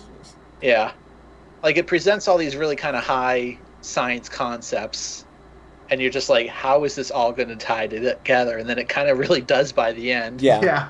And, like, there's that library towards the end of the game where it's just like, here's a bunch of books about blah, blah, blah. And, like, it's just throwing so many different potential subjects at you. Mm-hmm. And then, so 999 is my favorite of the 3 games. Okay. Yeah, I think that's probably where I'm at. I think that's where most people are at. I think that's where the majority of Zero Escape VLR is really good, but I think what pushes this game over for me is that it's the most self-contained, really. Yeah. Like, it didn't really need sequels, and it didn't have sequels for like 5 years. Yeah. Mm-hmm.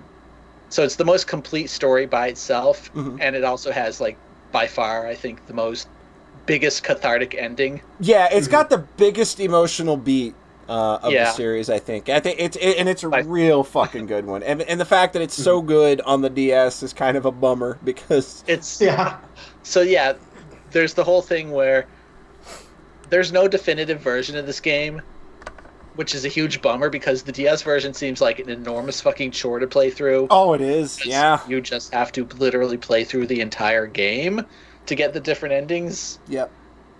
Wherein the phone, and definitely the PS4 version that I played, you could just skip around on the timeline once you've unlocked stuff. And then it has a very nice, like, okay, here's the flags you have to hit. So you just replay those specific scenes, hit every flag, and then, oh, here's my new ending. And the DS version does not have a flowchart.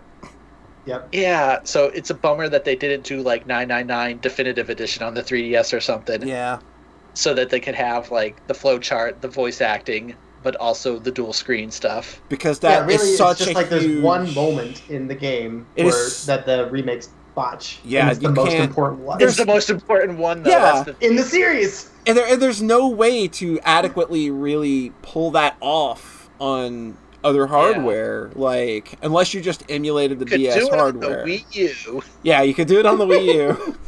God, that would be insane if they had done 999 Wii U. Yeah. Oh, that's funny. How much you'd be looking up and down in that game to do it. Like, that would, and it's just the way it gets flipped upside down at the end would be pretty funny. Like, stuff like that 100% isn't even attempted to be translated, though. Like, I had no idea about the upside down part of it. Like the way that it kind of like enforces the idea of transmitter and receiver is really like that drives that whole moment home. Like, it's such a bummer because, like, you know, I'd always known there was a thing at the end of this game. Yeah. So you have your theories like, oh, blah, blah, blah, it's going to be Zero or something viewing you through the cameras or something. Mm-hmm. So towards the end of the game, once I finally hit that reveal,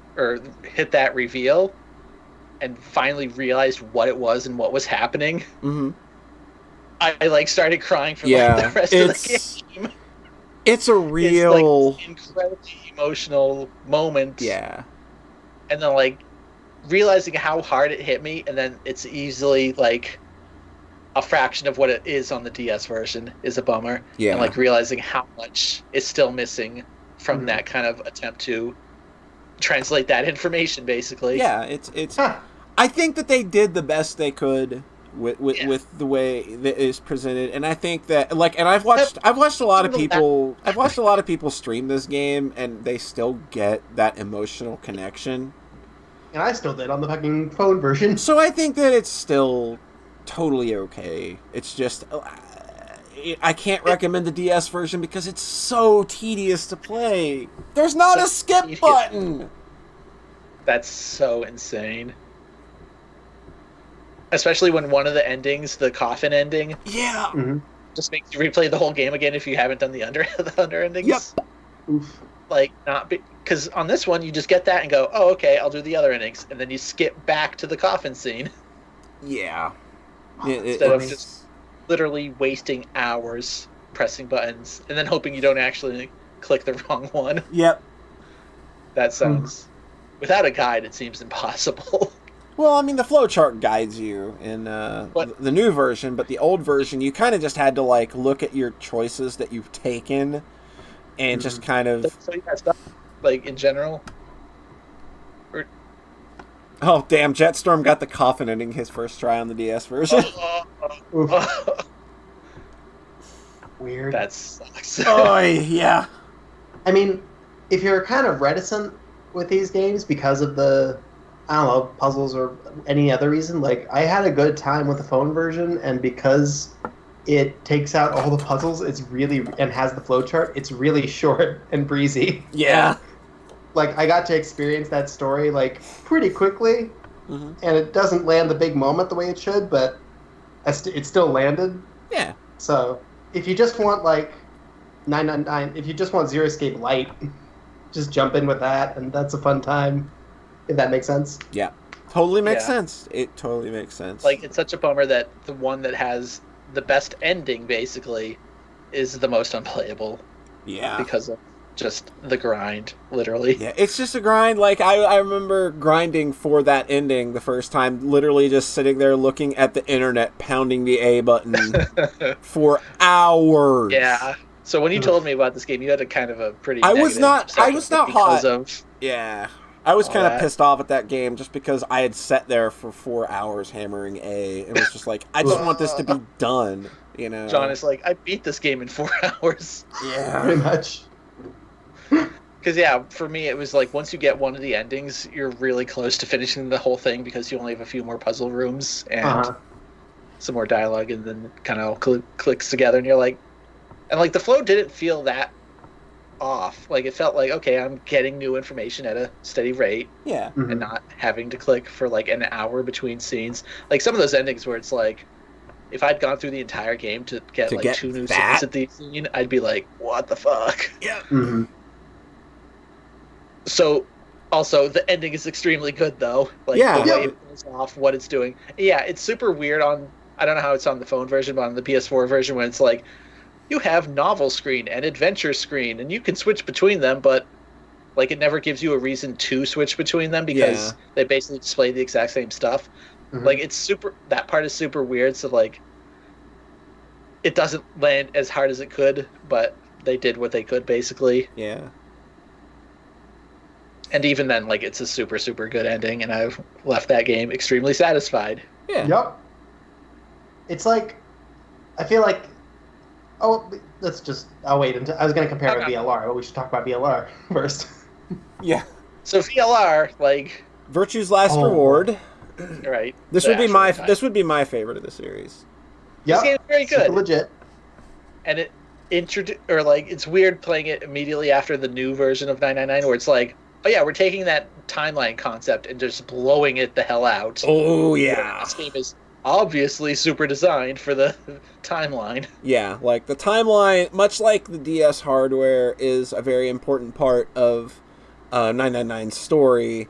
The timeline is kind of like the big thing that is a big part of what makes VLR work. Yeah.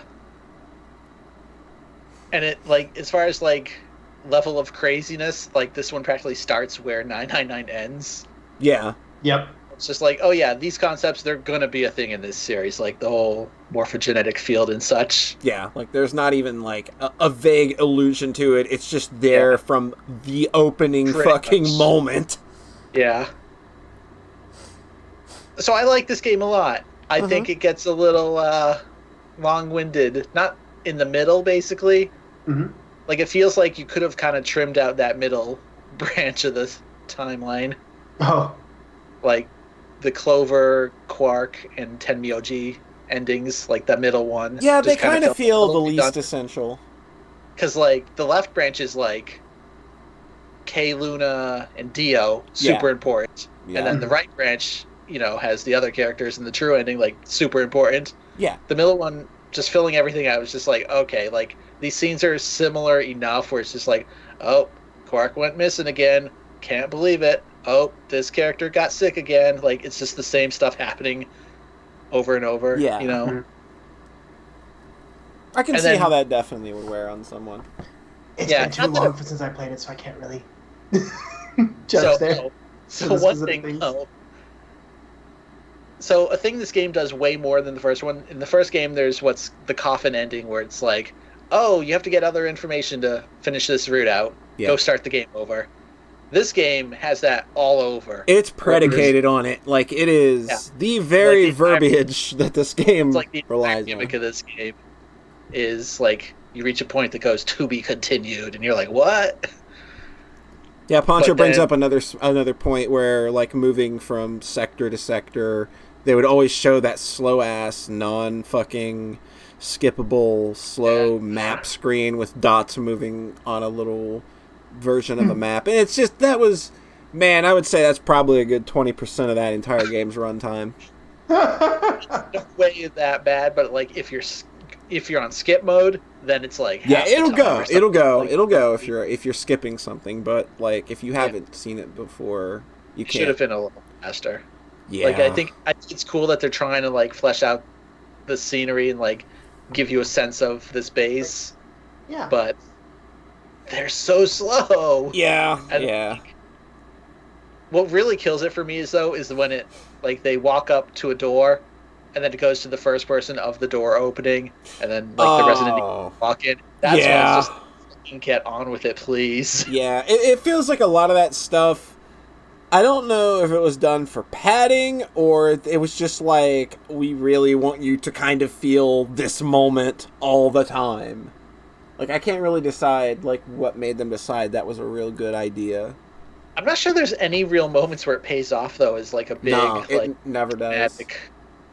Because there's one ending where you're all alone, and it's a little tense walking around, but, like, it never really has its moment, which is kind of weird for this series where a lot of little things that might seem inconsequential will have a payoff at some point, you know? Yeah.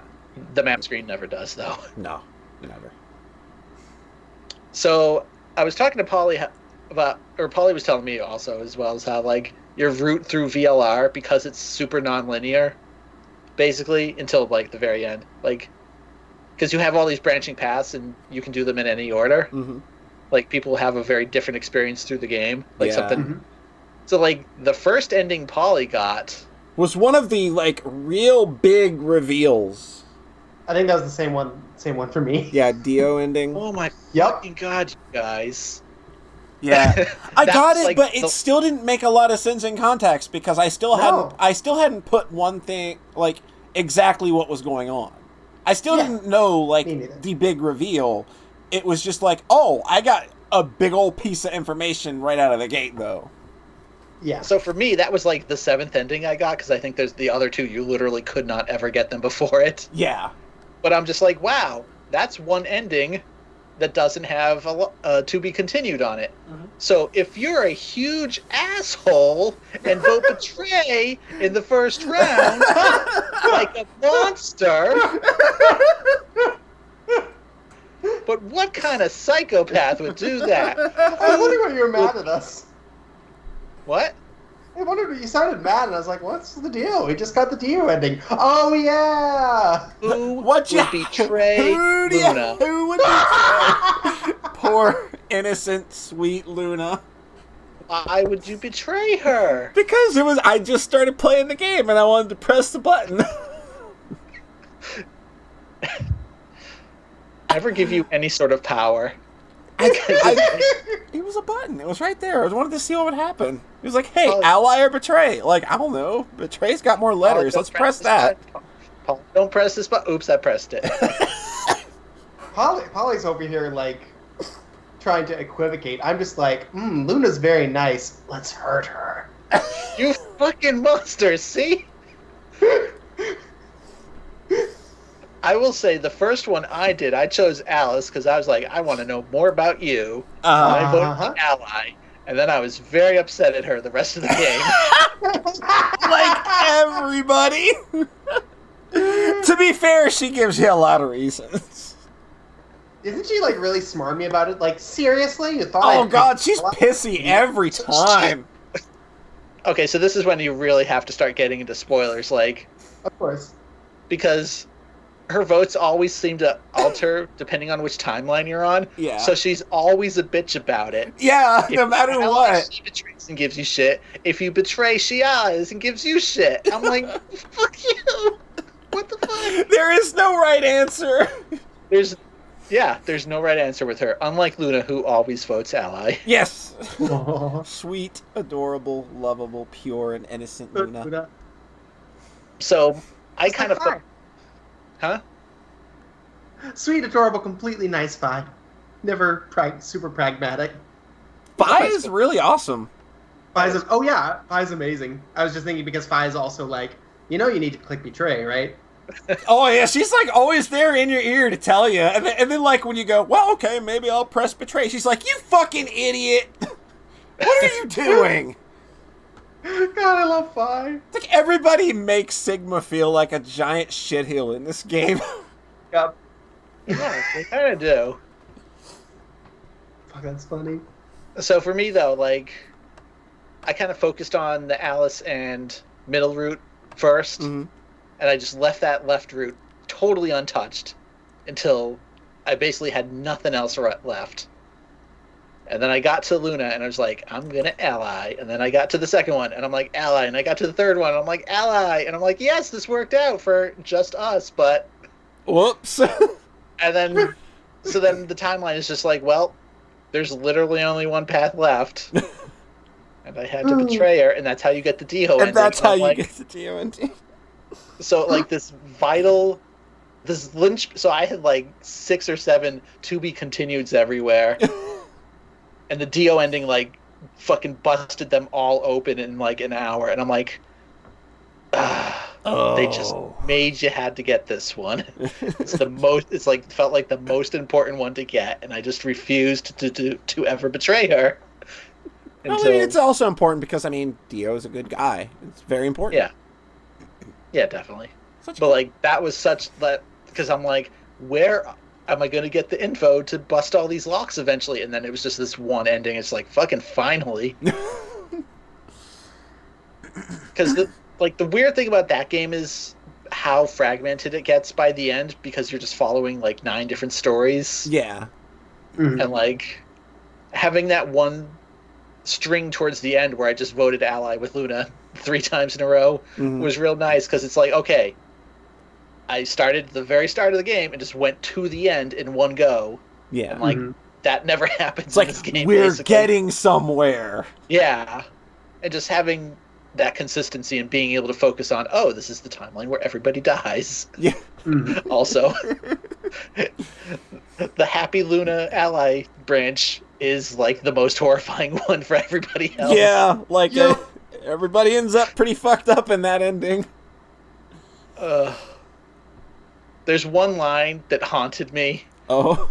Where it just says, oh, so when Clover realized she was going to die, I was like,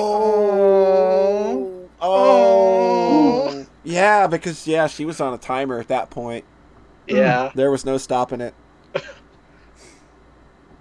Yeah, the series is also really sad sometimes because everybody dies. Yeah. Like, the name the name of the Japanese version of VLR is Good People Die.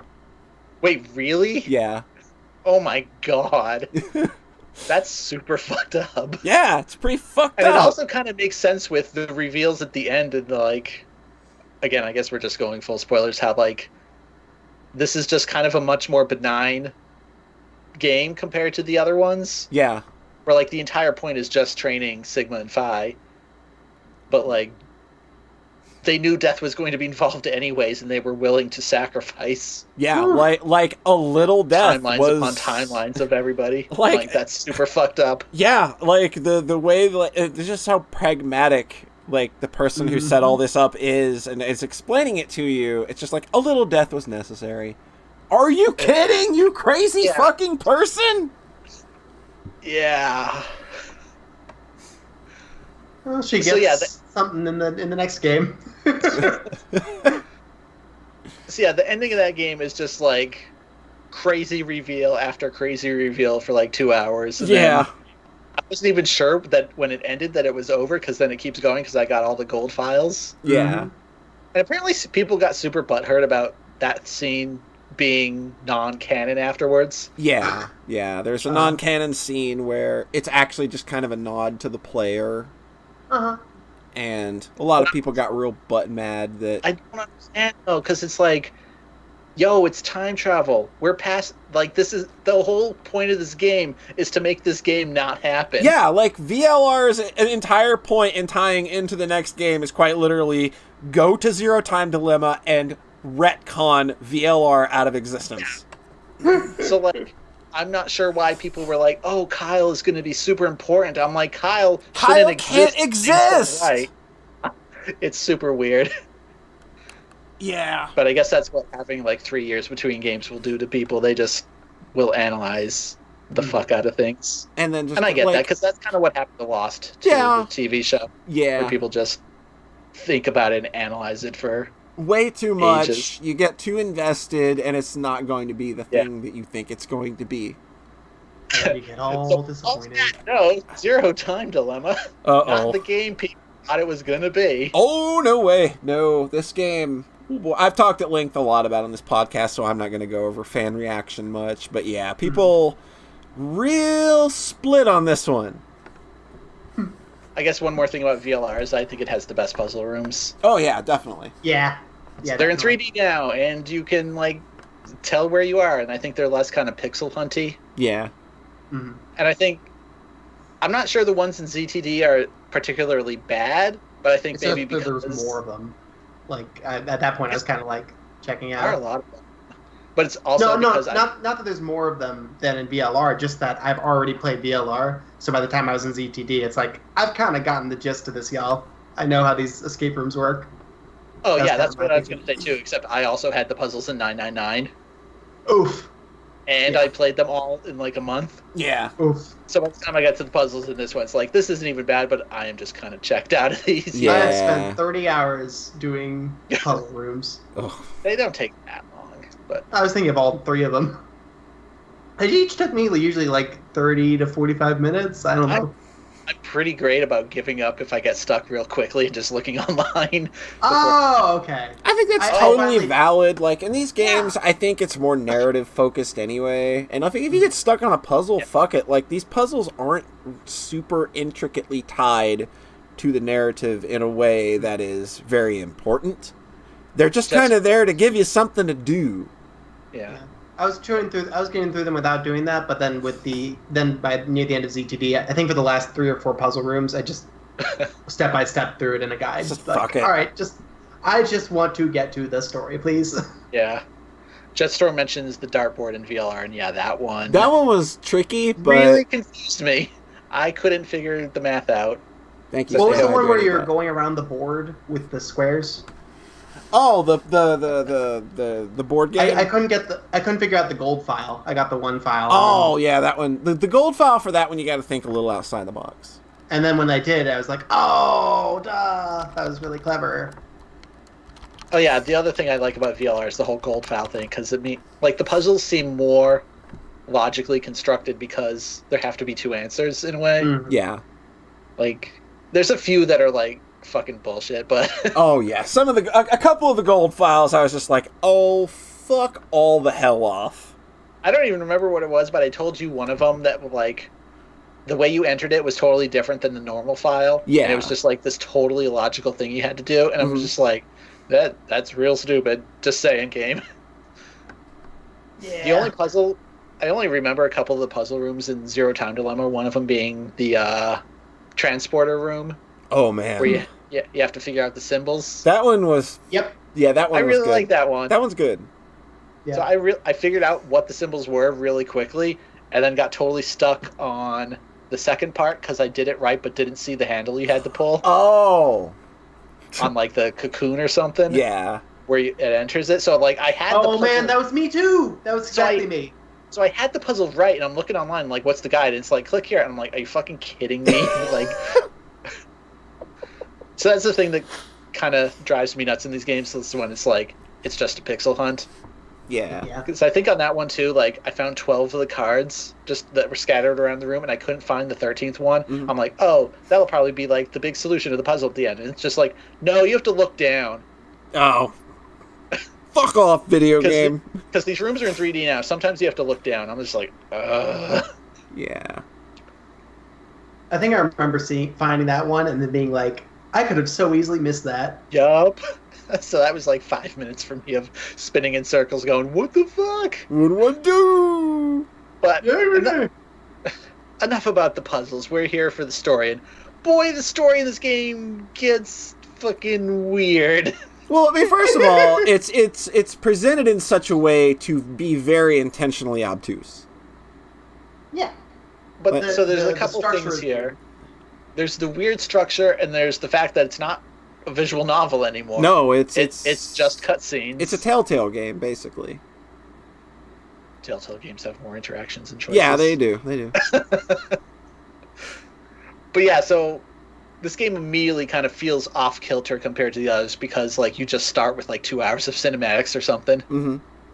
Yeah, because the only choice you make at the very start is coin. Like the very first. The coin flip. Oh, okay. There's the coin choice, but after that, there's another one just choice. Which team you're gonna choose 3 times in a row, though, and it's just like, man, can we get on with this game? Because like you watch the whole cutscene for one team, and then you ask some questions about them, but you can't like actually not ask them the questions. Yeah. Like you have to see it all anyway, so it's just like it's letting you hit a button. So you feel a little more interactive. Seriously. I know. So I think, like, something about just having to click through dialogue all the time in the other games makes them feel more interactive. Yeah. That's absolutely accurate, I think. Because it's the difference between, like, Final Fantasy on PS1 and Final Fantasy on PS2, PS3, I think. Yeah. See, I never played those latter ones. All right. But yeah. But when I play games, I tend to click through the dialogue a little faster than they actually speak it. Mm-hmm. You don't get that option in this game. No. So it just feels a little slower and more drawn out than I'd like. Mm-hmm. And then, so VLR was all about the timeline. Yeah. And this game is all about the timeline as well, except they make you go out of order, which drives me fucking crazy. Yeah, it's just like, here's some fragments of shit that happened at some point in time. I love it. I love it so much. I hate it. I hate it so much. I'm so just this aspect, not the game in general. I know. But like, my favorite part of VLR I mentioned was having that one branch that I left alone till the very end, and just going through one entire version of the story in one go. Yeah. Mm-hmm. This game literally never gives you that option. No. Like, it is going to be fragmented no matter what. Like, even when you can figure out where the story's going, you're still stuck in the fragment system. Yeah. It started to feel like a little bit to-do listy. I was like, oh, good, I've got 4 more sections on this one and 3 more on this one. Let's focus on this. Then I can progress further on this path. And as opposed, it didn't really feel like as checklisty and when you're just clearing the branches, I guess. Yeah, especially because some of them are just cutscenes, and then the others have puzzle rooms you don't really care about. And I think the other thing, so I guess I'll talk about both of them together, is that in VLR, there's the AB game, which I actually forgot to talk about at all. Yeah. And something about that is incredibly tense. Even when, if you get the wrong answer or something goes wrong, you can just skip back in time and choose the other option. Yeah, like, the story's always going to go on. It's just there's still a lot of intense moments. It's still intense moments, and if you're choosing to betray, you're choosing to hurt a character, and if you choose to ally, you're leaving yourself to be hurt. Yeah. Almost always goes bad. Oh, yeah. It's always going to go bad for you anyway. Fucking cares. And then, even then, at some point, you kind of realize on the timeline, like, oh, left is ally, right is betray. Yeah. Like, it's consistent. So you can even start to literally see what which you is have the to more do. ideal option. Yeah. And it's still kind of tense. Yeah. Yeah. So why I'm connecting this to ZTD now is that at the end of most fragments, you get a fucked up choice to make. Oh, yeah. And I think those kind of don't land that well for me because you can just immediately go back and choose the other path. I can see that taking a lot of the weight from it. Like, you see a character die and you're like, well, won't do that next time, and then you choose the other path, and another character dies, and you're just like, well, okay. Like, but I think how is that different from ZTD? Is it because that you have to make the A-B choice and then things kind of progress from there, or it's just making a choice? Because in the A-B choice, if you get one that will keep going, you can just keep going. But in ZTD, no matter what, the fragment will end a couple minutes later. And the most logical thing to do is just go right back in and choose the other choice so that you have everything 100%ed, you know? Yeah, that's what I kept doing. So, I think they did a good job of still making all of those choices and results matter. Even if you can change them, I still think they all have an impact. See, this is where I disagree, where I just feel like, and this game gets way more violent than any other. Oh, God, yeah, it's pretty gruesome. But also because characters are just dying off like crazy, like, and then you're just resetting everything, like, it stops having an impact, I think, at some point. Where it's like, oh, it's super fucked up that you just shot Sigma in the head and then someone killed themselves. Let's go back and see what happens if you let 5 burn to death. The happiest of endings. Fuck, that's funny. Like, some of them just have no winning. Yeah, and then just done. Like, oh, there's one where it's like when you have to find the gas mask. And I think that's one where you don't have to get the bad ending, but like, you find the gas mask, and then everyone's happy, and they get out, and then they all get like stabbed to death. And I'm like, well, what the fuck? That's real fucked. It's fucking ridiculous, you know? Like, we get the gas masks, and then, oh no, we're poisoned. It's real fucked up, but I enjoyed it for it being as fucked up as it was. Yeah, I enjoyed the violence.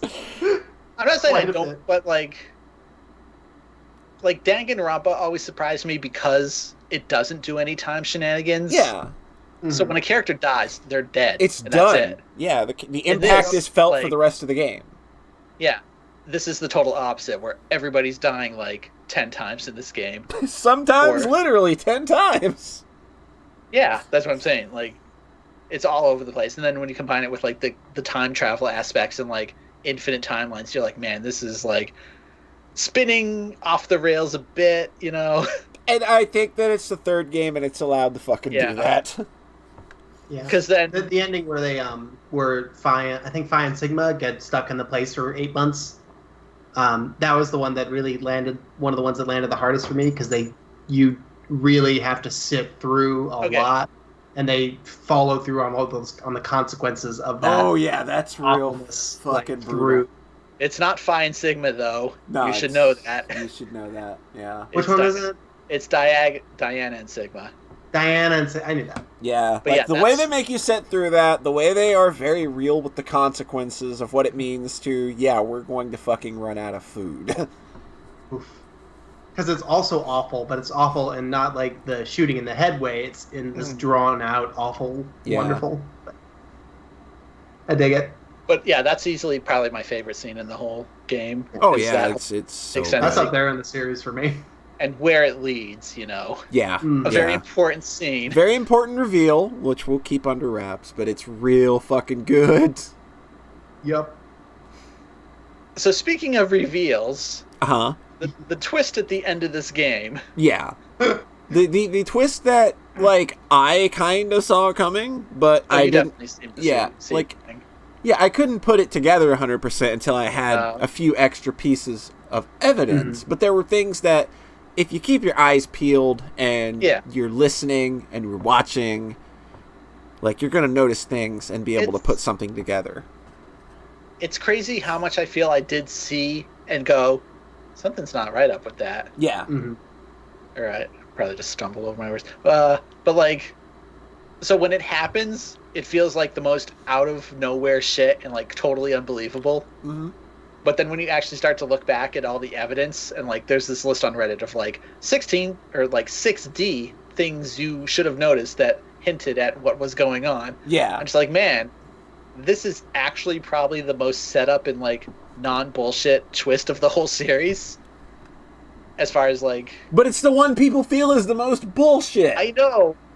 It's so crazy. Because, I don't think you could ever really guess the twist in 999. No. It just kind of happens. Yeah. And you're oh, that's real clever. You can have theories in VLR, but you can't really prove anything until it's there. There are very concrete things in ZTD where you can make an assumption and be very on the money about something very fucking amiss here.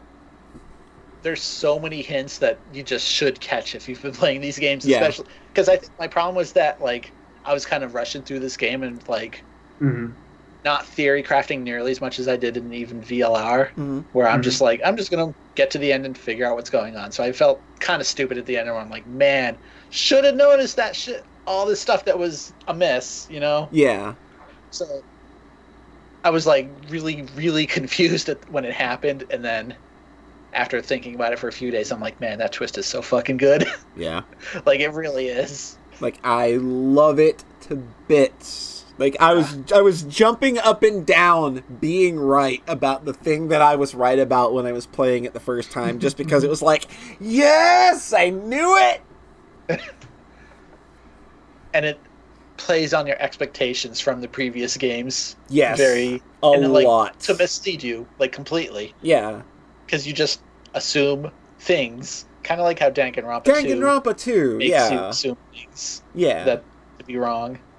But I think this game kind of outdoes it in that regard, because you should have noticed, you idiot. Yeah, a lot of the things, if you go and look at them, you really should be saying, and you felt that ending was stupid or it wasn't set up, you've got to go back and look at the 60 things that this game was pointing out to you the whole time.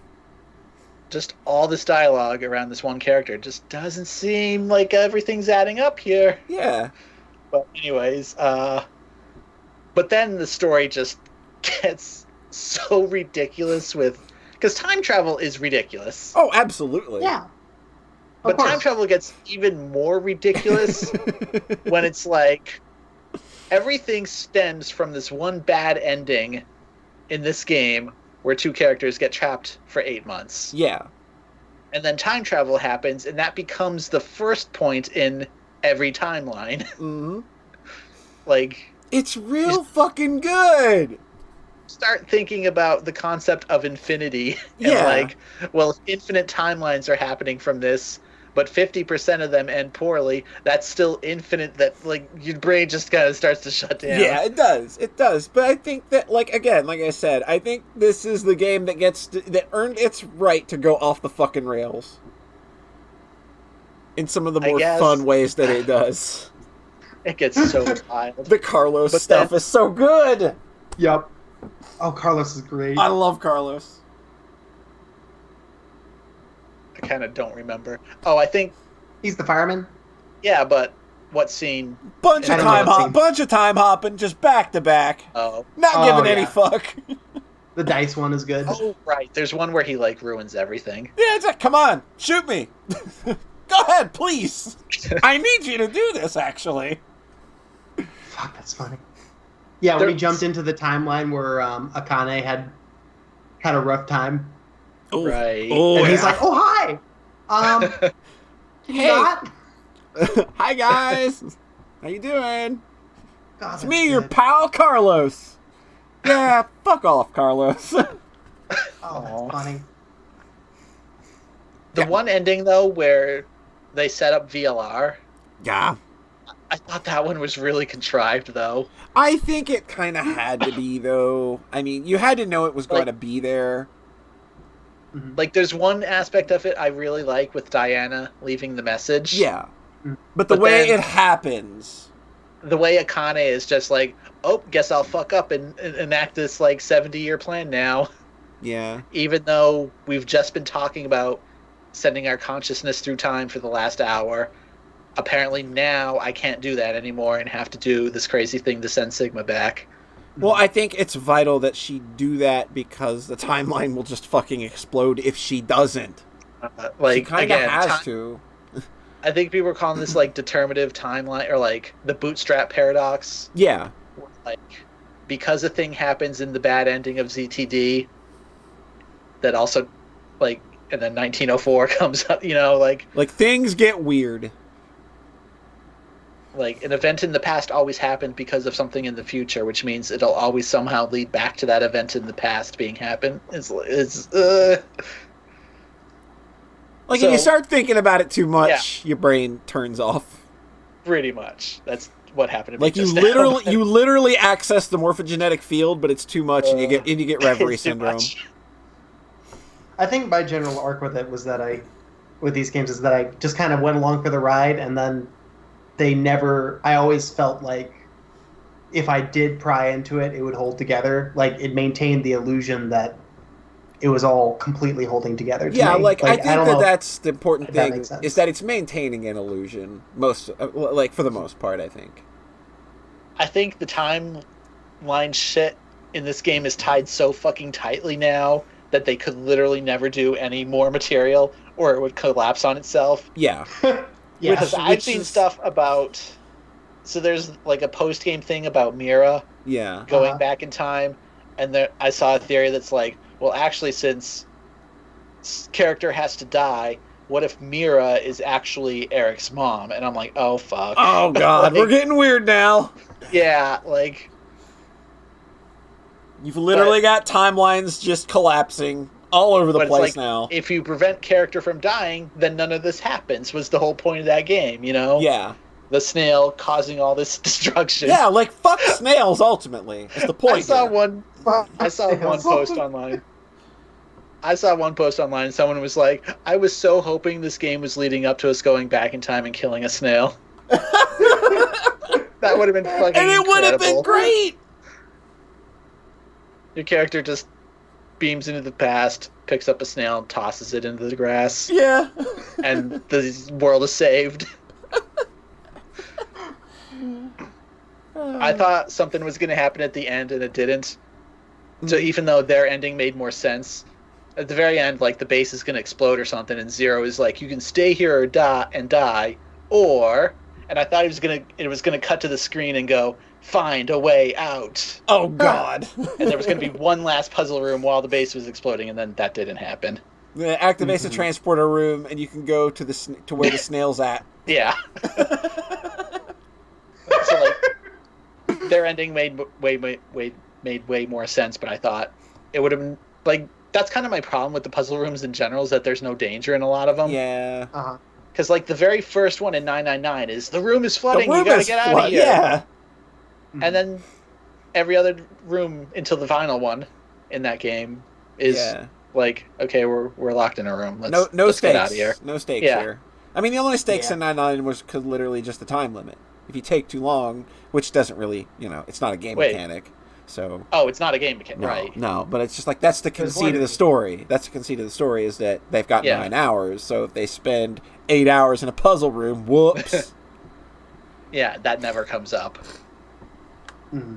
Like, even in the first room, it's just an illusion where it's not actually going to drown you if you take too long. Yeah. But so few of those rooms, like 3 in the whole series or something, have any illusion of danger. That felt like a missed opportunity. Like the robotics room in ZTD has like a game over in it.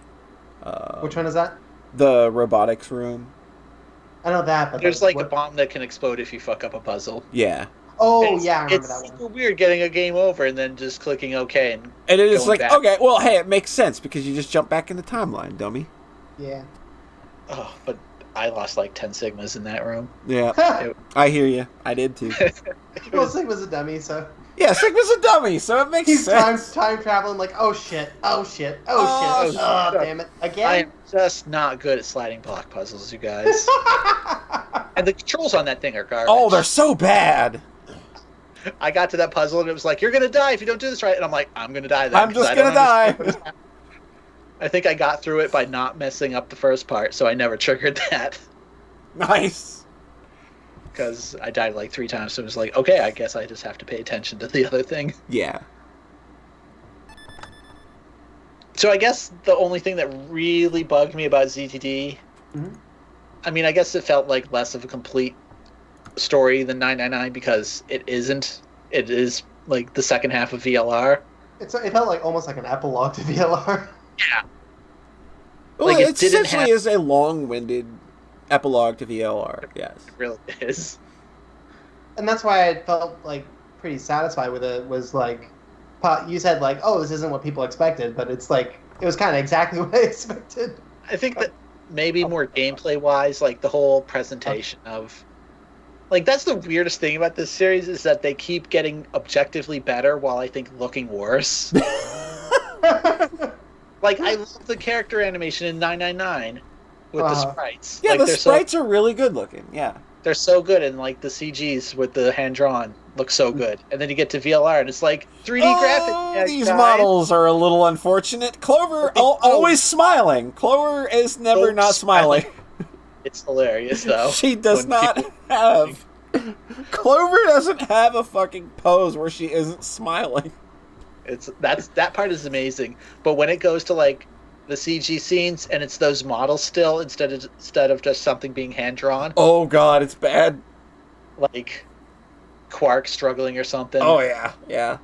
They look real jank. And then ZTD is, like, better models. But now you're seeing them the entire game, and here's another shot of the ceiling. Yeah, we didn't animate that part. Hold on. So, like, it's objectively the most advanced of all of them, but like, I don't know. Maybe VLR is actually the worst looking one, but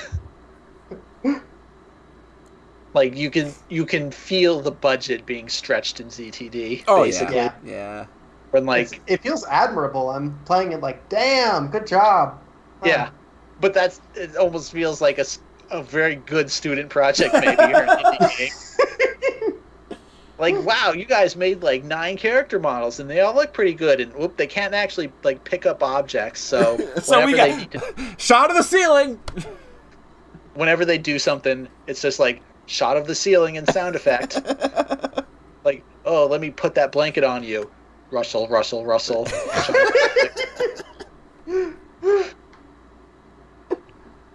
I think, though, the ending just didn't feel cathartic in a way I wanted to, like 999 did. Right. Yeah, because the ending was honestly just like, oh, you thought this was the big threat, but there's an even bigger threat. Cut to credits, and I'm like, fucking what? Yeah, it's a little. Yeah. I mean, I get what it's going for, and I don't hate it for doing it either, because obviously I love the game, but yeah, it's a little weird. It's a little cheesy. Not that I even dislike cheesy, but it felt like maybe kind of an ass pull or something. Just like there being an even worse ending that you have to prevent now. Yeah.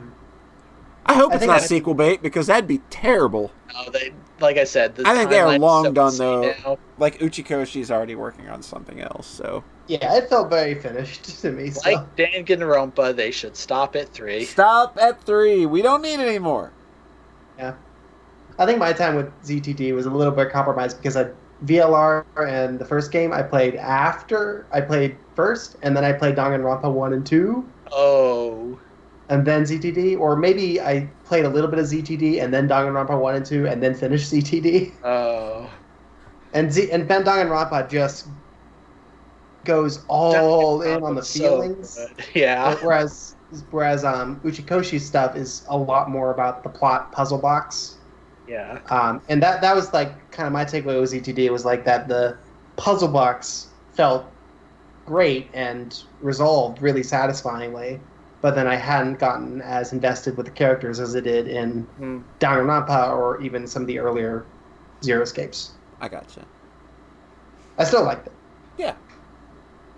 It's good, but it's the weakest of the 3. And it's weird that I would say it has the worst cast, even though half the cast is from the previous games. That's so weird. Don't like what they did to Junpei, honestly. They just kind of made him boring. I think Junpei being the way he is in that game is cynical. very understandable. It makes sense, but it's not It doesn't make for a fun character, I get it. Yeah. But, yeah, I get where the dude's coming from. Mm-hmm. Because there's that one, when you win the coin or the dice roll, his old self comes out for a few minutes. Yeah. And that's really nice, and you wish you got a little more of that. Yeah, yeah. And I think what would have really warmed people up to this game a lot more is if they had animated those epilogues that you get after beating the game. Yeah. They're really cute. Because you get really cute ones for 2 of the teams, and then one of them is like an interlude between this game and VLR. Yeah. Mm-hmm. That may have made me cry a bit, because it's really good. And it's like, oh, good, I'm leaving this game with a little bit of emotional payoff. Mm-hmm. That's all I wanted, game, thank you. So yeah, it's an interesting series. Yeah. It's one of my favorites. It's a good journey. Yeah. It's a fucking weird journey. When you think of where 999, even by the end of 999 and how crazy it gets, where it goes by the next 2 games it's inconceivable. Not even comparable. Yeah. VLR just gets so wild, and then ZTD follows up on that. Even with as crazy and out there as 999 is, it's still very grounded, I feel. Yeah.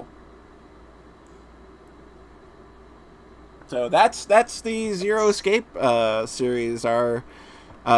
Anything else? Any final thoughts on the Zero Escape series? I mean, y'all, I've talked about this series at length many times on this podcast in the past. I think everybody knows it's one of my favorites, right up there with Danganronpa. So, any other final thoughts? No, I think we're good. Time to play Ever 17. All right. Out of Infinity. Let's go. So, with that, I guess, going to take a few minutes here to thank everybody for coming out on another Sunday night. Hope y'all are having a nice Memorial Day weekend. If you're getting yourself a nice 3-day weekend, like I am, which is great. Me too. Cool. And, hey, if you want to find us, John Thayer, where are we going to find you? farawaytimes.com. And Orette, where can we find you? n3.tumblr.com. I want to thank anybody that dropped a follow or dropped a host or dropped a subscription during the stream. Y'all are fantastic. Much love to you all. You can find me at my dumb website, socksmakepeoplesexy.net. And remember, we are the podcast that loves you. We are the only ones that love you. All right, that's a show. Cool. Any final thoughts before I press the stop streaming button? That fucking Q reveal is so goddamn insane. It's good. It's so fucking good. I do agree it's good. I just feel so insanely stupid just immediately playing a game called The Nonnery Games and having him be like, Oh, yes, this is the decision game. Get it? DEC? It starts with DEC now. It's the decision game. Oh, here's what you used to... Here's what you use to get out. It's called the X door. It's not the 9 door anymore. It's the X door. The fact that this went straight over my fucking head, I feel so stupid. Good night, folks.